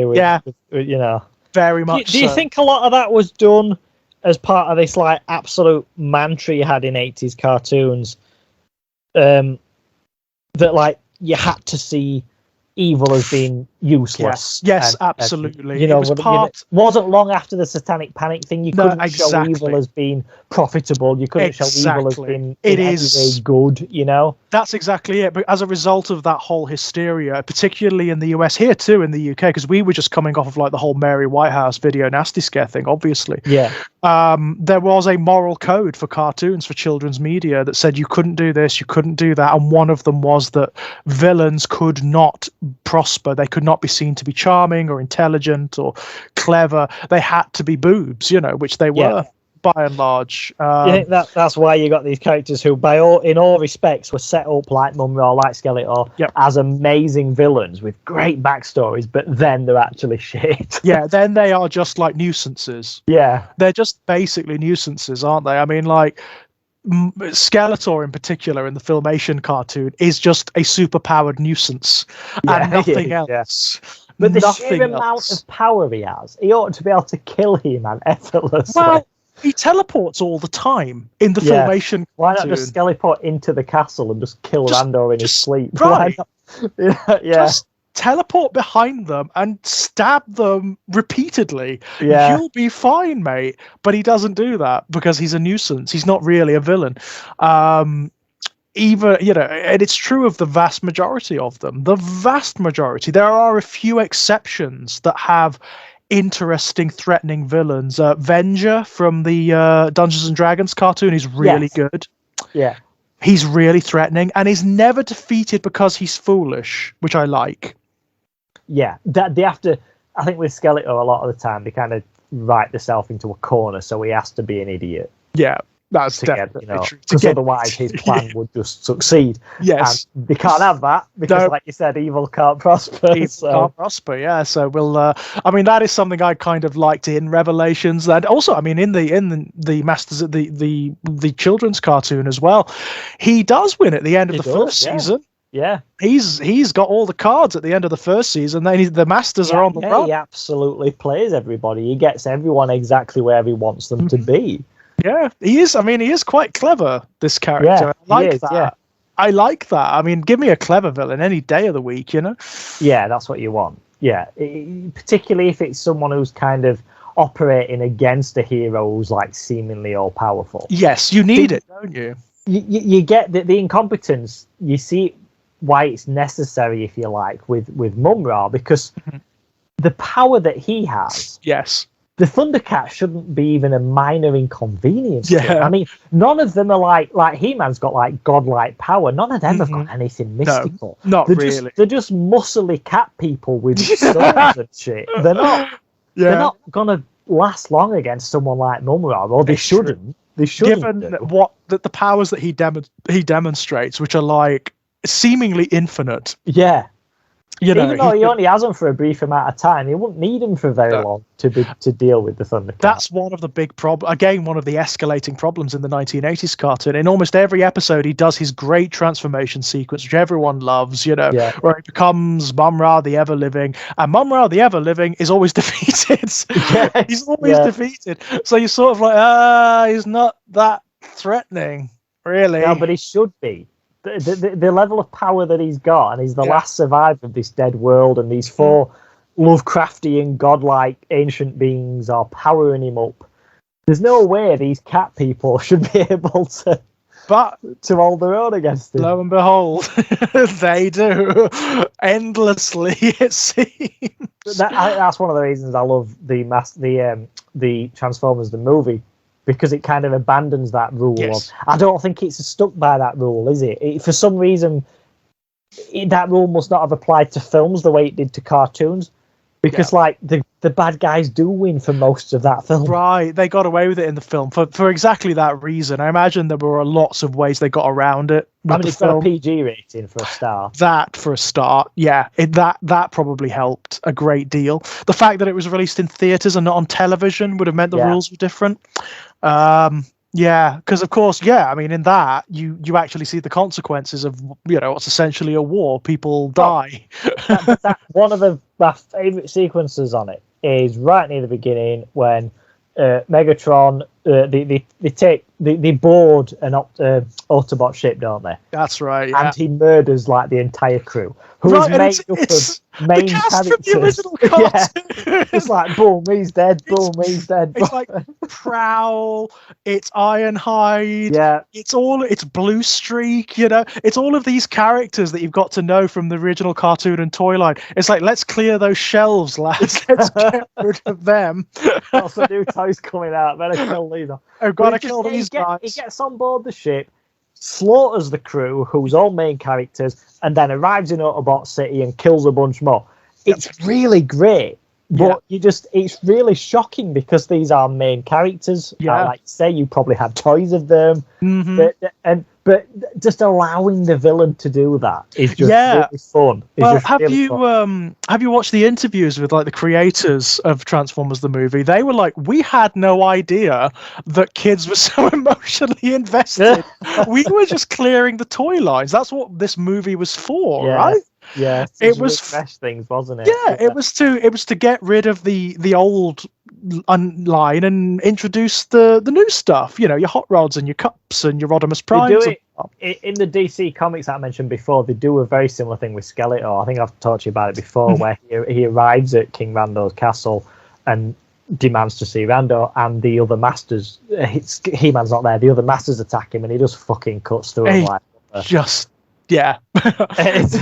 slaughters them. It's what you want to see, isn't it? With these villains, just so they've got a little bit of threat about them. It's kind of what you want to see. The only one he doesn't kill is Man at Arms, because the whole backstory given in that story is that Keldor, as a little boy, was illegitimate son. It's a bit like the Thor and Loki thing. It was Rando's dad's illegitimate son with the race called the Gar, who are these like the Gar. That's right. Yeah.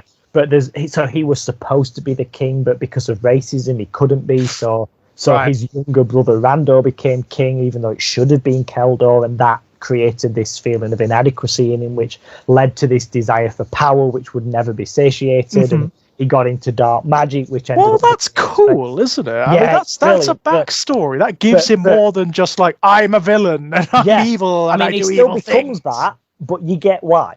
But Duncan was always kind to him. When all the other guards were racist and shit to him, he never was. So when he comes into the palace, and they explained the backstory of the cartoon by saying that at one point the sorceress put something in his head that makes him an incompetent boob. Right. Okay. There's a thing. There's a spell on him, like they turn to stone or something. I forget why that Orco does or something. And when Evil Lynn is lifting this, she's like, "Oh, there's something else here." And that's when she finds this other thing in his head and removes it, and that unleashes who he should have been all along. Which is when he comes to the palace and he's slaughtering them. But he says to Duncan, like, "Don't make me kill you. I don't want to kill you." Well, that's cool. And I like that. But just that scene of him slaughtering the masters, I feel like if He-Man had its like adult movie the way that the Transformers did, we might have got something like that. You might have seen that, even if it was just to make way for new toys, you might have seen that. Yeah, because they were never he never really got a finishing off point, did it? The cartoon. Nope, I suppose that's what Revelation's for now. The vast, 30 years on, but absolutely, the vast majority of cartoons from that era didn't. Unfortunately, they just became unprofitable and stopped. You know, the toy lines ended. Transformers is the same. You know, there's I mean, there is a sort of cap at the end of the Western Transformers, I suppose, with the Rebirth. The Headmasters series, because at the end of that, Cybertron gets revitalized, and I remember the Transformers, the Headmasters. I had the video of that. I did too when I was a kid. I mean, you know, Scorponok has always been my favorite. Yeah, I saw you him from that. Yeah, I had a little loved leaflet where you could see it in it. Yeah. Yes, yeah. Oh my god, I loved that as a kid. I had a couple of the Headmasters toys. I had one who was a plane. I can't remember the character. It was like a blue and grey plane. He had like a little head that come off, and and I had one where it was he was also a plane. He was a Decepticon, and it was his gun that turned into a little dude. That would be a Target Master, one of the Decepticon Target Masters. And then I had the Bat.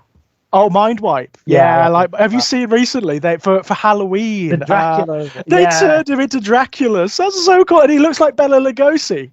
You can also get from the same set as that. You can get one of the X-Men Blackbird, a Transformer, and you can get one of Ecto 1. Oh, that's cute. I've seen the Ecto 1 one. But that Draculus I think is very cute. And he's got a cape. He even comes with a felt cape. I mean, that is very cute. I've got to say, I like that.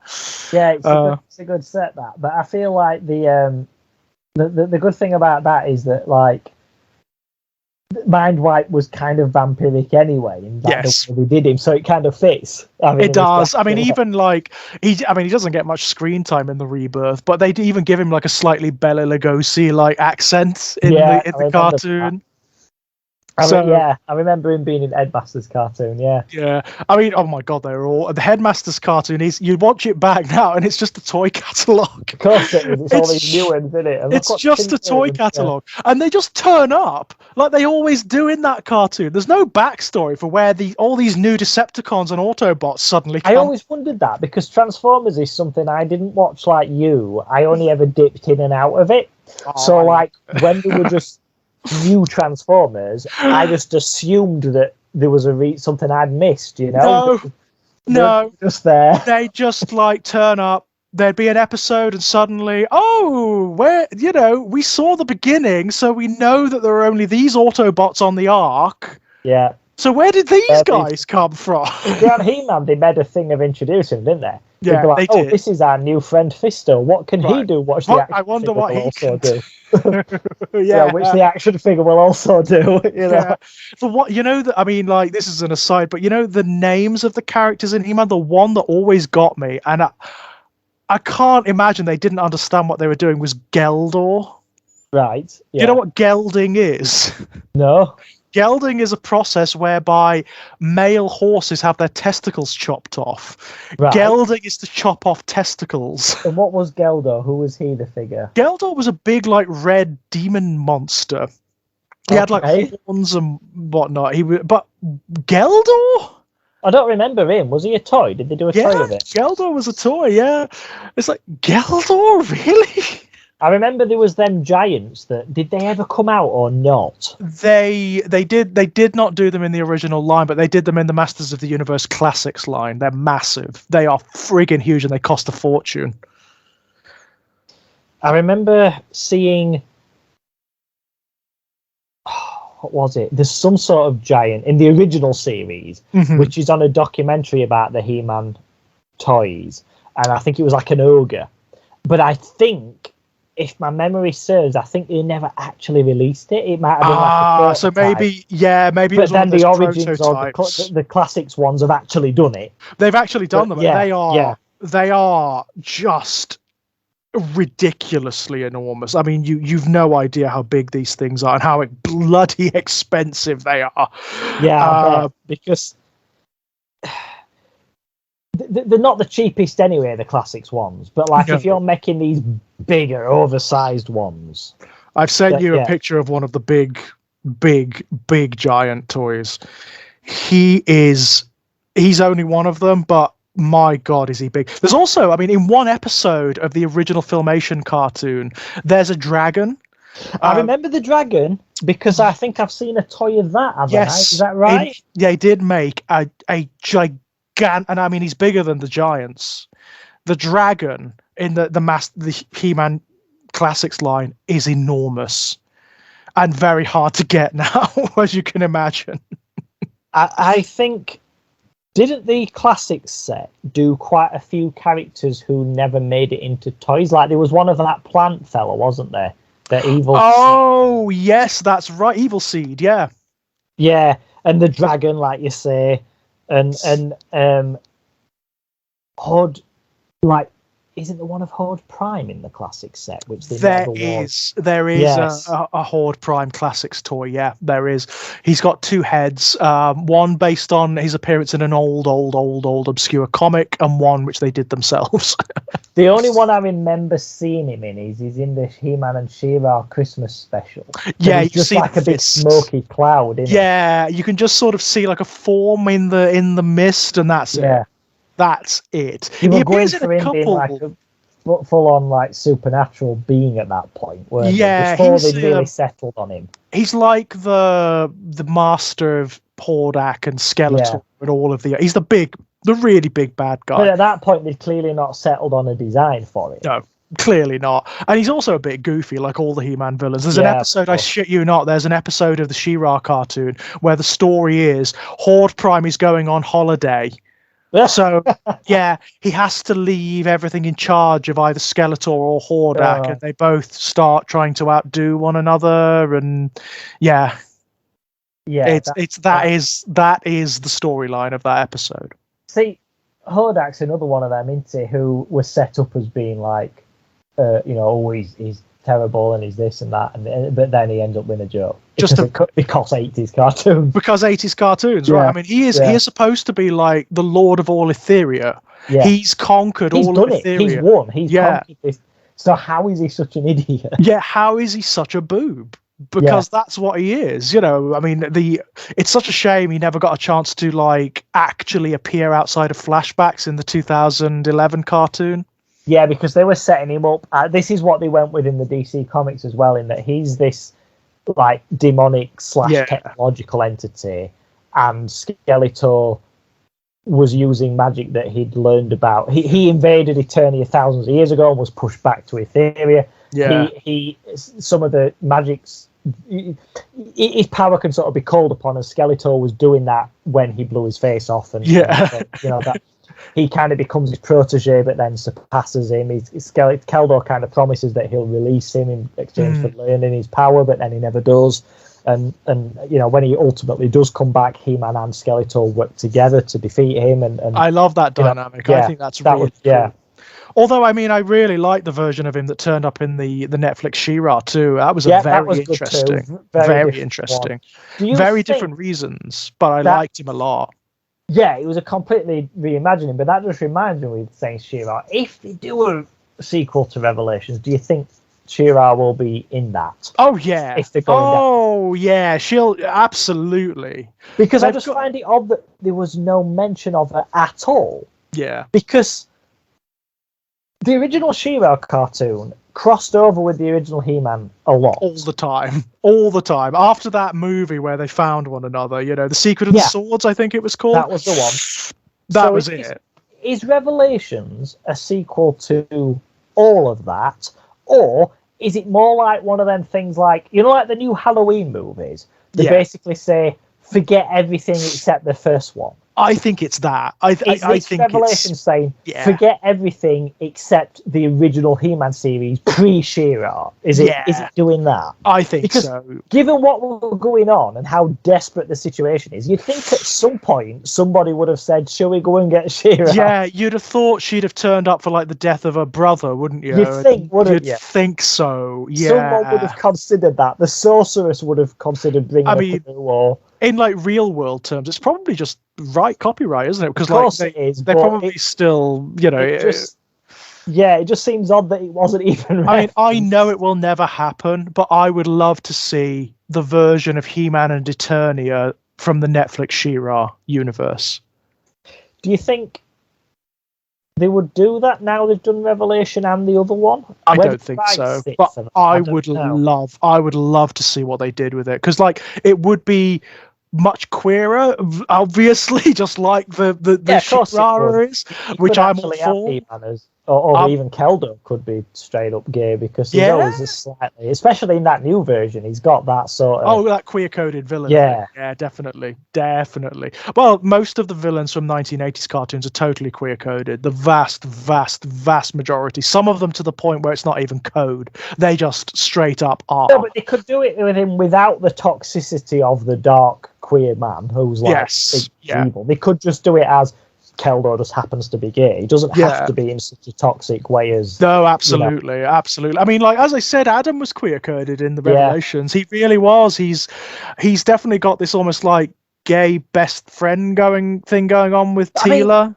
Mean, if they did that with Keldo, they could even make that the reason he wasn't allowed to become king. That'd be great, wouldn't it? That'd be really interesting. Because I mean, with how sort of queer positive the She-Ra series is. Yeah, which it so is. You could do the same with the He-Man, which you'd expect that they would. Yeah. And making it as in homophobia basically made Skeletor who he is. Yeah, now that would be very interesting, wouldn't it? Because like homophobia is not a thing on Etheria in the She-Ra cartoon. In fact, like it feels like notions of gender don't really mean much in Etherian culture. So wouldn't it be fascinating if you got that contrast where in Eternia it does? And look what it did. Yeah, that would be great. Yeah. That would be grand, wouldn't it? Yeah, they could do a lot with that. And I mean, as an aside, I think like the portrayal of Horde Prime in the Netflix She-Ra is awesome. Yeah, he's great in that because he's actually he never really got a. What was he in? All I can remember him is the smoke thing. Did he get any more time apart from, like you said, the holiday? That's all he ever was. Did you never see him as a full-on realized? No, okay. No, all he ever did was like hang around in his smoke and tell Hordak and Skeletor what to do and tell them off a lot. See, is that She-Ra version then the first proper realized version of him that we've ever had? Because he's never been in out else, has he, Horde Prime? He was in one very rare comic book from like the early 90s. And but I mean in the cartoons, like he's never been even in the 2000s He-Man where Hordak was teased. He never got Prime. He was never. No, Hordak was kind of like, I don't think there even would have been a Horde Prime in the 2011 cartoon, to be honest, because Hordak was just it, wasn't he? He was the shit. He was the one. I don't even think there would have been a Horde Prime, to be honest. In the DC comics I've mentioned, it's Orco. Yeah, I know, right? I love that. Prime. Yeah, because Hordak killed his brother. Because Hordak was a big believer in technology, because they're like demons, but he was a big believer in technology, and his brother, Horde Prime, was like a purist. He was like a Voldemort sort of character. Yeah. So Hordak kills his brother and takes over his empire, but the essence of him survives, and he reforms a new body for himself in Eternia, but slips into the royal court. His idea is, I'm going to take over this planet to then, brilliant. And it's Orco, and it's actually who he is. So all the bumbling idiot thing is an act, and I thought that was so a great brilliant. Thing. Yeah, that is so brilliant. I mean, I want to see that return. I want to see that element come back in a cartoon. I want to see people's faces. I want to see like the internet erupt. Yeah, the payoff of that. But I think that if the Netflix version of She-Ra did do He-Man, it'd be very interesting to see. Like, how can I explain it? Like, I'd want it to. Obviously, it's set in the same sort of timeline and continuity as She-Ra. It'd have to be. Yeah. But I don't want it to keep referencing it. I'd kind of want it to be its own thing. Yes. And then link up with it later on. Well, there's a lot of potential because like they set up in the She-Ra cartoon the notion that like the ancient peoples who settled Etheria were the Eternians. Yes. The ones who created the technology, the power sword and whatnot that made She-Ra were the Eternians. And they weren't necessarily good people. No. That's another thing. You know, there's this notion of there being like an intergalactic empire that's not exactly a good place to be. No, an empire is never a great. No, right? Anything that's made an empire is bad de facto, right? Right. So that could be fun. And of course, at the end of the Netflix She-Ra, Etheria is back in the universe. Yes, it's not in Despondos anymore, the realm of Despondos. That so sort of feels as if they wanted to then. Yes. Sort of set up He-Man from then onwards, Yeah. but I mean, I doubt it. It maybe in time it will. It might happen. Who knows? At this point, all bets are kind of off. But if it did happen, it wouldn't be for a very long time. I imagine a very long time. No, because the rights. There's two. Obviously, there's been two versions of He-Man done recently already. So the rights are probably not exactly up for grabs. Yeah, it's true, and it's such a shame because I would really love to see that version. I mean, what would they do with He-Man and Adam? And it would be much more interesting because, of course, they did with Adora and She-Ra, made her just such a much more interesting character. Yeah. But having Eternia is like the darker sort of, not quite as advanced culturally version of Etheria, and maybe still suffering from that. The problems that ironically Britain is suffering with, i.e., being like a failed empire. Yeah, having all of those cultural and political problems that a failed empire has. That would be fascinating, wouldn't it? And the enemies, rather than the enemies being an outside force such as Hordak, which you've got in Etheria, the enemies in Eternia are people who've come about like Hordak, like Skeletor. Like Skeletor, yeah. As a result of your own failed society. Yeah, that would come be great. from within rather than without. And that's a completely different look on it, isn't it? It would be. I mean, that would fit so well because, of course, Adora is that at the beginning of that. Yeah. She is an agent of Empire, right? Yeah, she is. Yeah. So she sees it. She would be able to understand. And Catra would actually, you know, as an ex-Horde member, they would be able to see. And of course, Hordak is still knocking about. He's a good guy. He's a decent guy. At the end of at the end of She-Ra, so he would be able to see too. So I mean, it would be easy, therefore, to set up conflict between Hordak and Skeletor, wouldn't it? You know. Yeah. That would be fascinating. I mean, it really would. I'd love to see. I mean, even if they continue it in like a comic or something, that would be really interesting.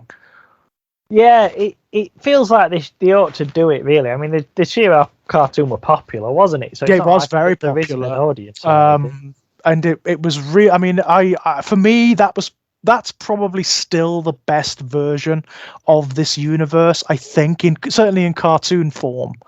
For me, it's the one that hits my buttons anyway. That does kind of what I want. But I enjoyed Revelations. Fine, I thought it was a decent attempt to make a postmodern ending to the original cartoon. And the children's show is great. It's just a really good cartoon. Very good. But the fact that neither of them has landed that well does make it more hopeful that the She-Ra people might be able to get hold of it. That would be nice. I wouldn't expect a series 2 of either of those versions. That's what I'm saying. Yeah, no, I think you're probably right. I mean, I sincerely hope that the children's cartoon gets some traction and that it gets the respect it deserves, because it is really good. It's a very good attempt to reinvent this franchise for a new generation. And it's worth. I mean, also for people like us who grew up with the Filmation cartoon, it's a really good show if you give it a chance. Yeah, it is. It is very good. And I think the problem I have with it, this might be like a good sort of Jerry Springer's final thought. The problem I have with the criticism of Revelation, and I don't love everything about it. We've just spent 2 hours talking about it. There's several things both of us don't like, but. Do you remember what happened with Star Wars, right? Where Star Wars was a thing 30 years ago that finished. Yep. And then as far as anyone else was concerned, it was done. So people spent 30 years playing with the toys, writing fan fiction, imagining what might come next. We got some more Star Wars films in the 90s, but they didn't touch what happened next because they were prequels. So they didn't touch on that area anyway, so you can forget them. It wasn't until like 2015 that we finally got a film that did show what happens next with these characters. And because it wasn't what people had spent 30 years imagining in their head, people didn't like it. Yeah. But you cannot possibly make a version that is going to fulfill 30 years worth of fan fiction, novels, video games. There's about 45 different book versions of what Luke did after the Right. I mean, Jedi, right? You can't please all of them. Look at the expanded universe. There are novels, Exactly. comics, there are video games. They all conflict with one another. They all do not all form one coherent universe. There are so many different versions. So what J.J. Abrams had to do is just write his own version. Yeah, which is exactly what Kevin Smith has done with Revelation. So no, it probably doesn't conform to the 30 years of fan fiction you've had in your head. And but nor how should could it? And how nor should it? Because whatever you've got in your head, that's not what the kid next door who liked He-Man was thinking. And that's not... I mean, the flip side of that coin, of course, is that we're not 8 anymore. No. We're all 30, 40 odd, and we shouldn't expect it to be our He-Man anymore. No, it's just the person who currently owns the rights to it, that's what they wanted to do. Right. That's what they've done. It's up to them. Take away anything if you didn't like it. No, absolutely. If you didn't like it, you didn't like it, fine, move on. But I mean, you know, and some of the technical criticisms I totally get. You know, there are, as Lex and I have discussed, there are problems with it, but this sort of entitled temper tantrum that a lot of people are having is ridiculous. Yeah, it's utterly ridiculous. The obvious bigoted reactions against it, focusing on Teela. Some people hated the designs because they're not as sexualized as they used to be. That She-Ra had that as well, by the way. It's like, oh my God, grow up. You're not 8 or 10 or even 12 anymore. You know, get a life. Yeah. Get a life. They complained about that with Lola Bunny in Space Jam. I know, and it's like, move on. It's a cartoon rabbit. What's wrong with you? Well, and also, you're actually complaining that a cartoon rabbit isn't sexy. Quite frankly, if that's what you want, and no criticism in that regard, if that's what you want, fine. No, but there's websites full of that. Exactly. Just find the nearest furry art website and type in Lola Bunny. You'll find anything to suit your tastes, I'm sure. Yeah. So just it's not a legitimate criticism to level at the latest iteration. It's that, I mean, it did highlight something that I find really grotesque. It's sort of about certain subsections of our generation, you know, where they're totally conservative, and they seem to believe that the stuff they identified with as children belongs to them. Ownership. There's like an ownership. Yeah. And I'm really sorry. It doesn't belong to you. No, it belongs to whoever currently owns the IP. Yeah. And what they want to do is up to them, I'm afraid. And also, it belongs to every single person who ever identified with it. It belonged in their heads, you know? And like I said, every single one of them is going to be different. So you cannot possibly make a version that is going to appeal to every single one. I'm really sorry, but there were little girls who liked He-Man. There were boys who liked She-Ra. There were LGBTQ people who liked both, you know? So this whole gatekeeping thing that people have got going on as well, where they seem to think that somehow it should be theirs, that somehow they have some divine right to the material. Go and fucking write your own fan fiction if that's what you want. Go and do your own fan comic, and if it's great, you know, well done. But don't demand that creators cater to you. No, that's the flaw. You see, you can say you didn't like it and why, and we've just done that with some elements of it and said this absolutely.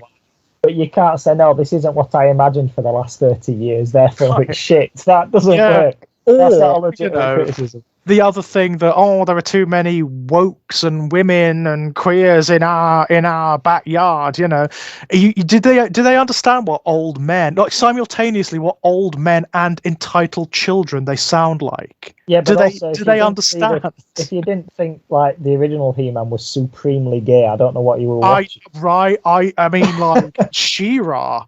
I mean, that was a gay pride parade in cartoon form. It so was.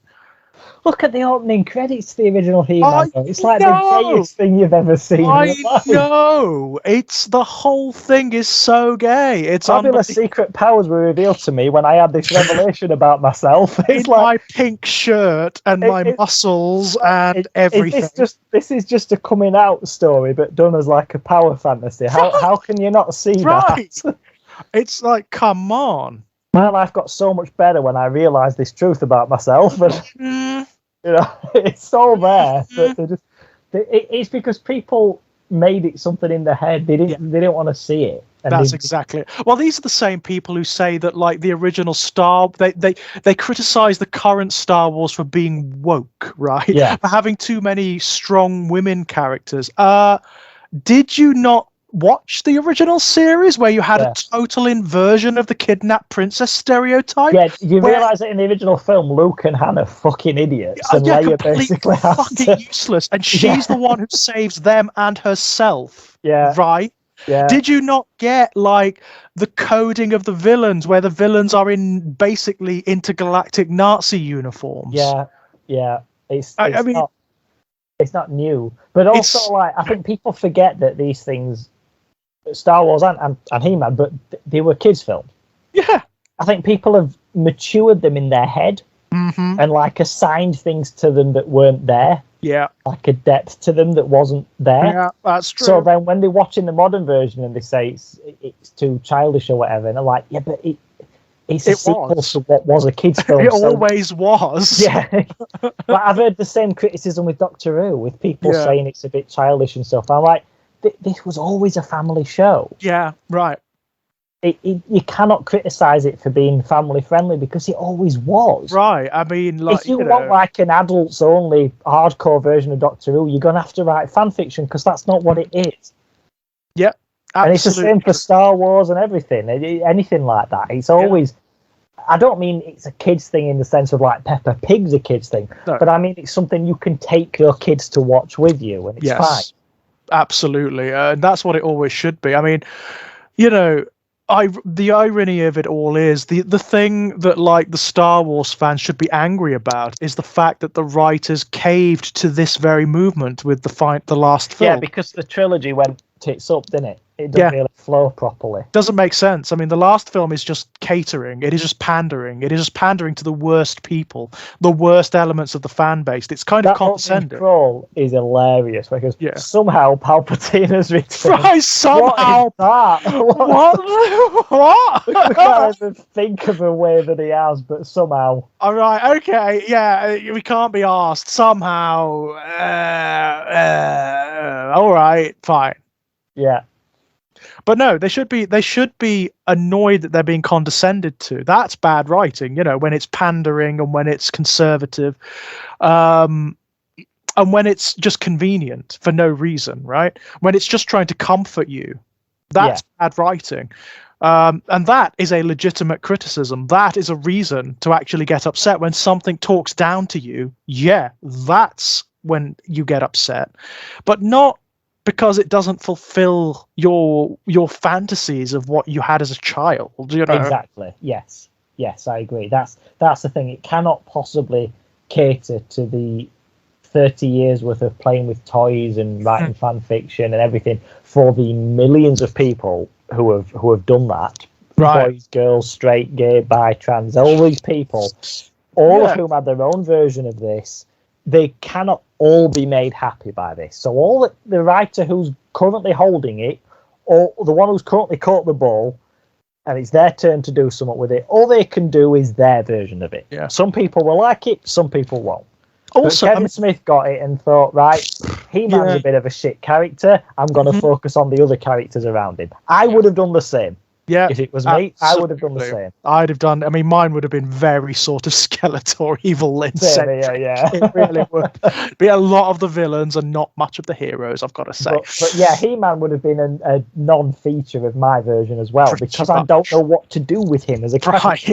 Yeah, absolutely. Also, I mean, one thing I would definitely advise: go and watch some more modern cartoons, some more present-day cartoons. Yeah. Because there's some great stuff being done out there. There's some amazing work. I mean, if you haven't seen it, it makes me feel a bit old, but it's not that new anymore. But Adventure Time, definitely go and watch Adventure Time. Go and watch Hilda, which is on Netflix right now. That is beautiful, and I mean absolutely stunningly gorgeous. The Netflix She-Ra, wonderful.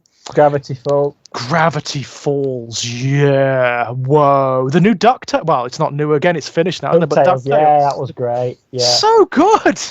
So good. That was way better than it had any right to be. Yeah, it was. It really was. Yeah. Story arcs.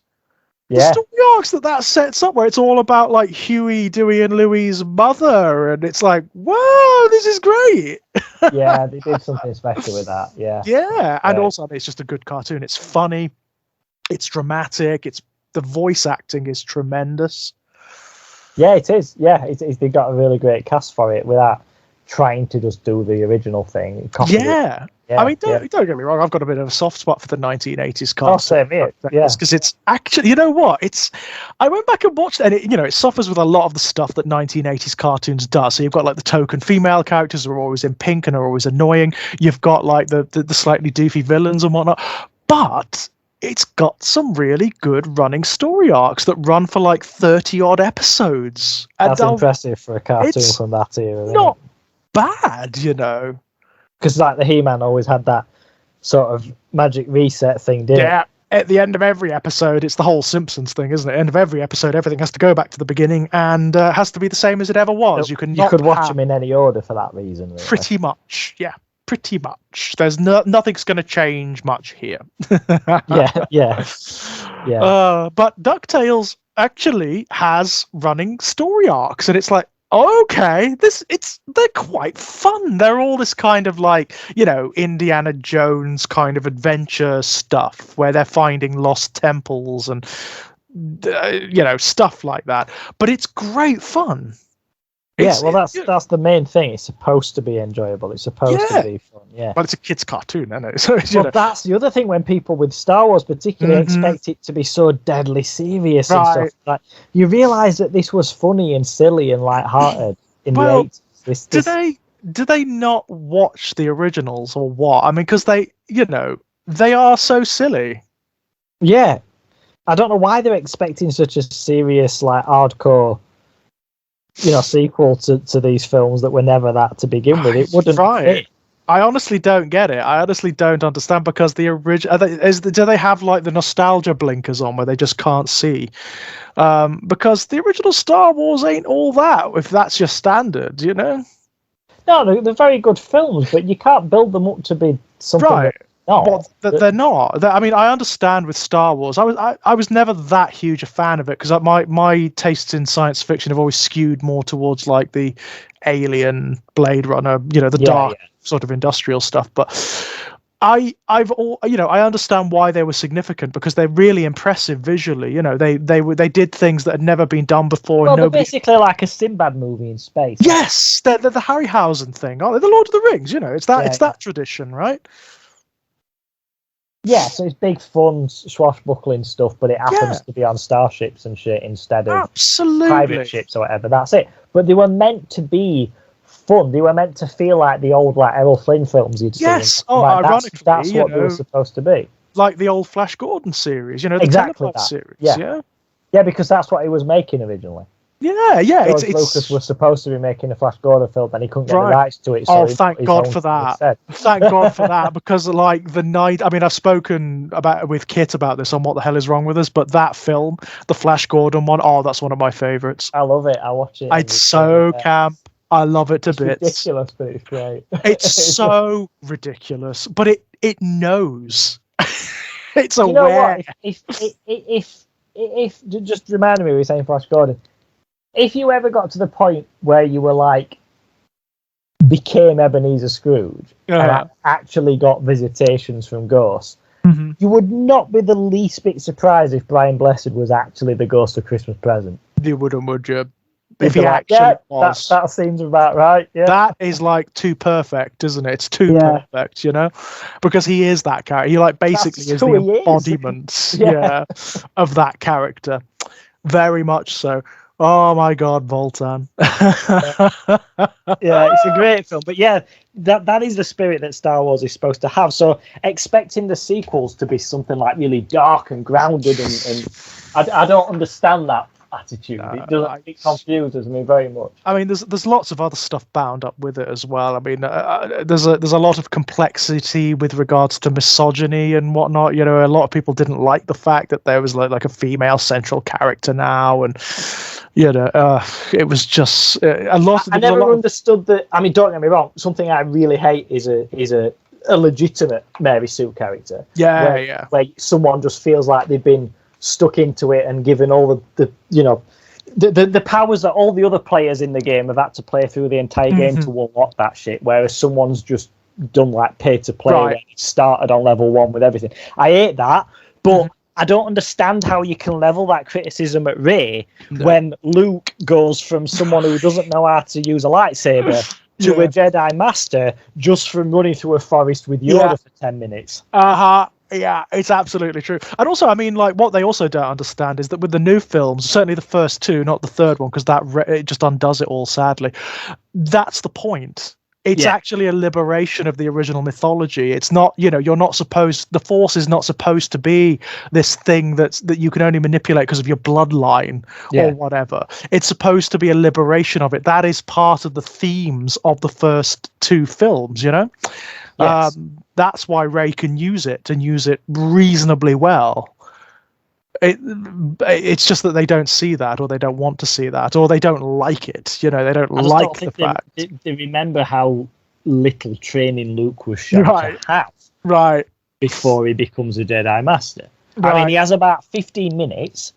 He's there he's on screen. You see him there. He's there 2 days, and then he has to go back to help his friends. Yes. Doesn't get any more training. When he comes back to see Yoda again, he dies. He's died. So he never gets any more training. So why he's suddenly this Jedi Master capable of fighting Vader just makes no sense. Makes no sense. No, it doesn't. It's a bit, it is a bit Mary Sue, isn't it? But people just accept that, but then when it's Rey, they have a problem with it, which I think says more about them, doesn't it? Yeah, it really does. It really does. It's exactly. I mean, it's the same thing you see throughout. Certainly in science fiction. There is a real ingrained misogyny in it, which is really sad given the luminaries who are part of it, like Ursula K. Le Guin, Mary Shelley. There are so many women who have contributed, who have redefined what science fiction is. It's so sad, but hey, there we are. I don't know where Star Wars will go after this, but there will, Well, the series are really good. The Mandalorian's great fun. It really is. Not started on Boba Fett one yet, but that's out now as well. But yeah, they're good. But I think they're good because they don't have to worry about what the films are doing. I think that's it. They're not beholden anymore, are they? They're not bound, so they can be their own thing. They can actually tell their own story, which is great. Being that liberated is really cool. Yeah. But I mean, with I really liked this attempt to resurrect He-Man. I think it was generally quite successful. And it's probably something I'm going to go back to be honest. I mean, I've rewatched Revelations, which I enjoyed, for all of its faults. I actually really enjoyed rewatching it. And the children's show I've rewatched a couple of times and have enjoyed it every single time and have noticed new little things. Did you just as an aside, did you notice the little guest appearances of Too Bad? Yes. The two soldiers, the two Eternos soldiers who are Tudrak and Badra, who are, when they get fused together, it's Too Bad. Yeah, I remember that toy. I had one of them. It's very cute, because it didn't look like the others, did it? Because most He-Man toys were pretty standard. They actually had to make a custom torso for it to make the two heads. But the arms were such that all they could do was punch each other. Yeah, that's what they actually did in the cartoon. You pulled it back and it punched the other one in the face. That was all they do. So funny. I love that. There were loads of little references like that, though. At one point, there was Eternian soldiers who were talking about having a game of Modulock. Yes, Modulock was the one with all the arms and legs that you build together. Kind of cute, right? Kind of cute. Little. I mean, the people who made that cartoon really knew their onions. They really knew what they were talking about, and it shows. Yes, absolutely. Yeah. Skeletor talks about where the Snake Men failed, I will succeed. All of that stuff. It's great. The history's there. It's layered. Yeah, because they never got to the Snake Men in the original cartoon either. Nope, they did not. Of them, but they turned up, but they were just they weren't anything. They were just other minions of Skeletor. They turned. He had what? He had two. Whiplash is sort of a Snake Man, I suppose. Yes, Whiplash is a Snake Man. And then there's Cobra Khan, who turned out as as in King Hiss and all the actual, proper original Snake Men. You never got them in the cartoon. They were brilliant in the 2011 cartoon. My favorite character was King Hiss in that. I thought he was great. Yeah.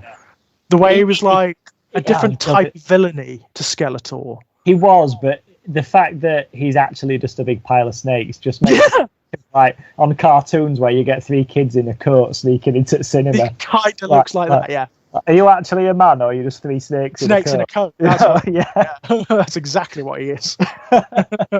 No, I tell a lie. My favorite character was what's his name? The sorcerer with the magic gem, Count Marzo. Oh yeah. I loved him. I really loved him. I've got the toy of him, the classics one. He's absolutely brilliant. That 2002 series was really good, the He-Man cartoon. I really liked it. It's a shame it didn't carry on. I know. I was gutted that it didn't finish. Because that actually did the Keldor thing. It explained who he was. It was going to do Hodak. It had the Snake Man. It had like the metaphysics like of the universe. It was all there. It could have been. It even actually made He-Man and Adam separate physically. You could see that they were. You could see how people didn't realize it was him. Definitely. It was good. I really liked that cartoon. Sadly, it just didn't hit, did it? I mean, it just did not hit. The toys did not sell very well, despite being absolutely fantastic. It would struggle to find an audience because, it was only on a Cartoon Network, right? Yeah. So the majority, like I said before, the majority audience for something like a return to a cartoon from 30 years ago will be people who are adults. Yeah. Adults who don't have kids probably didn't have Cartoon Network. No, we were all at university at that point. So if you happen to have it, great, but most of you wouldn't see it. Whereas now, it'd probably be on Netflix, so everyone would watch it. So I think now it'd probably do a lot better. Yeah. I mean, wouldn't it be great if you saw a resurrection of that cartoon and they just did the third season? Carried on from season 3 of it. Yeah. David Kaye is in that as well. Is he? Yeah, David Kaye plays Stratos. Oh, okay. Yeah, he plays Stratos in that. So he's like all over the shop when it comes to He-Man and Transformers. He's like everyone. That's good. Got a good CV for that then. Oh God, yeah. He's in loads of stuff. David Kaye. He's in absolute, and Gary Chalk, who played Optimus Primal in Beast Wars. He's in tons of this stuff as well. You'll find Gary Chalk's name turning up all over the shop in these cartoons. Nice. Which is very cool. See the same names. I like that. Yeah, I like that too. I like that very, very much. Well, I think we should call it quits there, yeah? Until the next time. So. Yeah. Before we go, is there anything you'd like to pimp out, Lex? My comic book, Detective Vampire, is now out in print. So if you go onto website highgreendawn.co.uk, you can buy that. It's you can get it in print format now, very reasonable price. And if the first issue does well, then we'll do more. Basically, it's an independent thing. So if it doesn't, then we won't, because it's a lot of time and effort and money to produce a comic book. So it's not like when you have a big publisher where they neck them whether they sell or not. This is dependent. People liking it. So if you've seen any of it on the internet and you like it, do please buy it, because if you don't, we can't make more. It's one of them. So it's one of them. Links below, ladies and gents, if you want to buy that. I'll also put links to all of Lex's published work, his Amazon author site and whatnot as well. Thank you. No problem at all.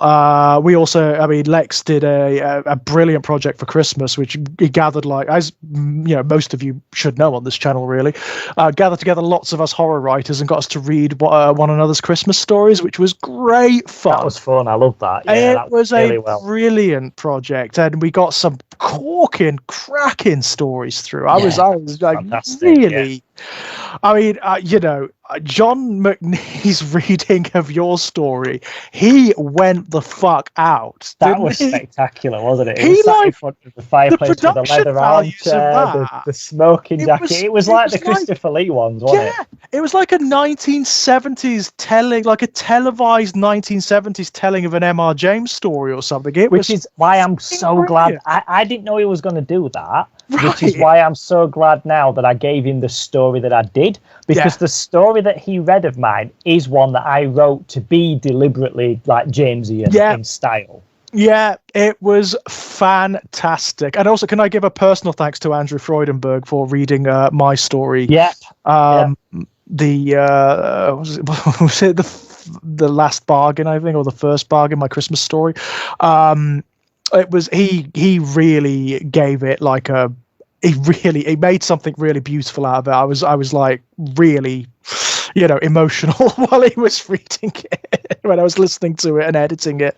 But everybody did a fantastic job. It was wonderful. It was really fun.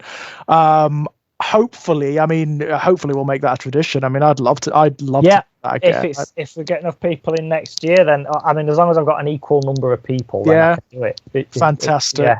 Fantastic. We'll definitely do that next year if possible, and then you can have a yearly playlist of it on your channel. Yeah, it's brilliant, absolutely brilliant. As for myself, ladies and gents, same as usual, you can find me knocking about here on Exaggerated Elegy. We're doing a few Let's Plays at the moment, replaying Blasphemous because there's new stuff for it. We're playing Resident Evil 4 at the moment, which is a laugh, I've got to say. What else are we doing? We're replaying Darkwood, which is one of the best horror games I've ever played. It's so disturbing.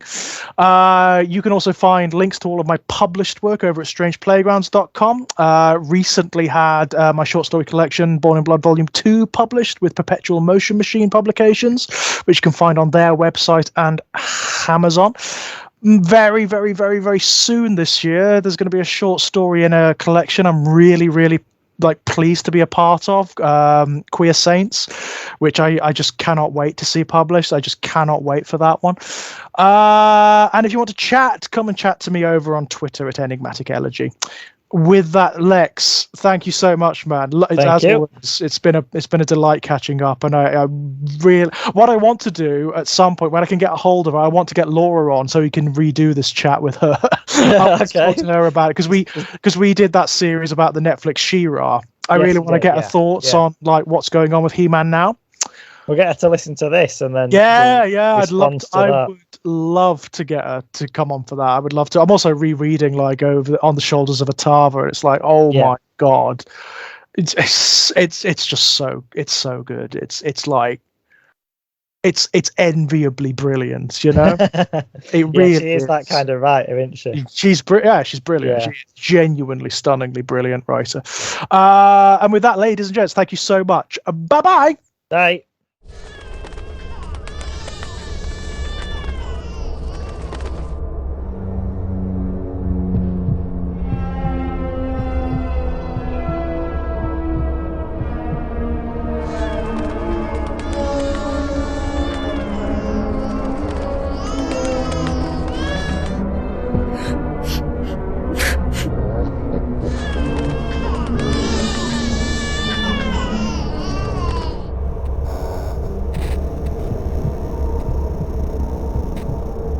God.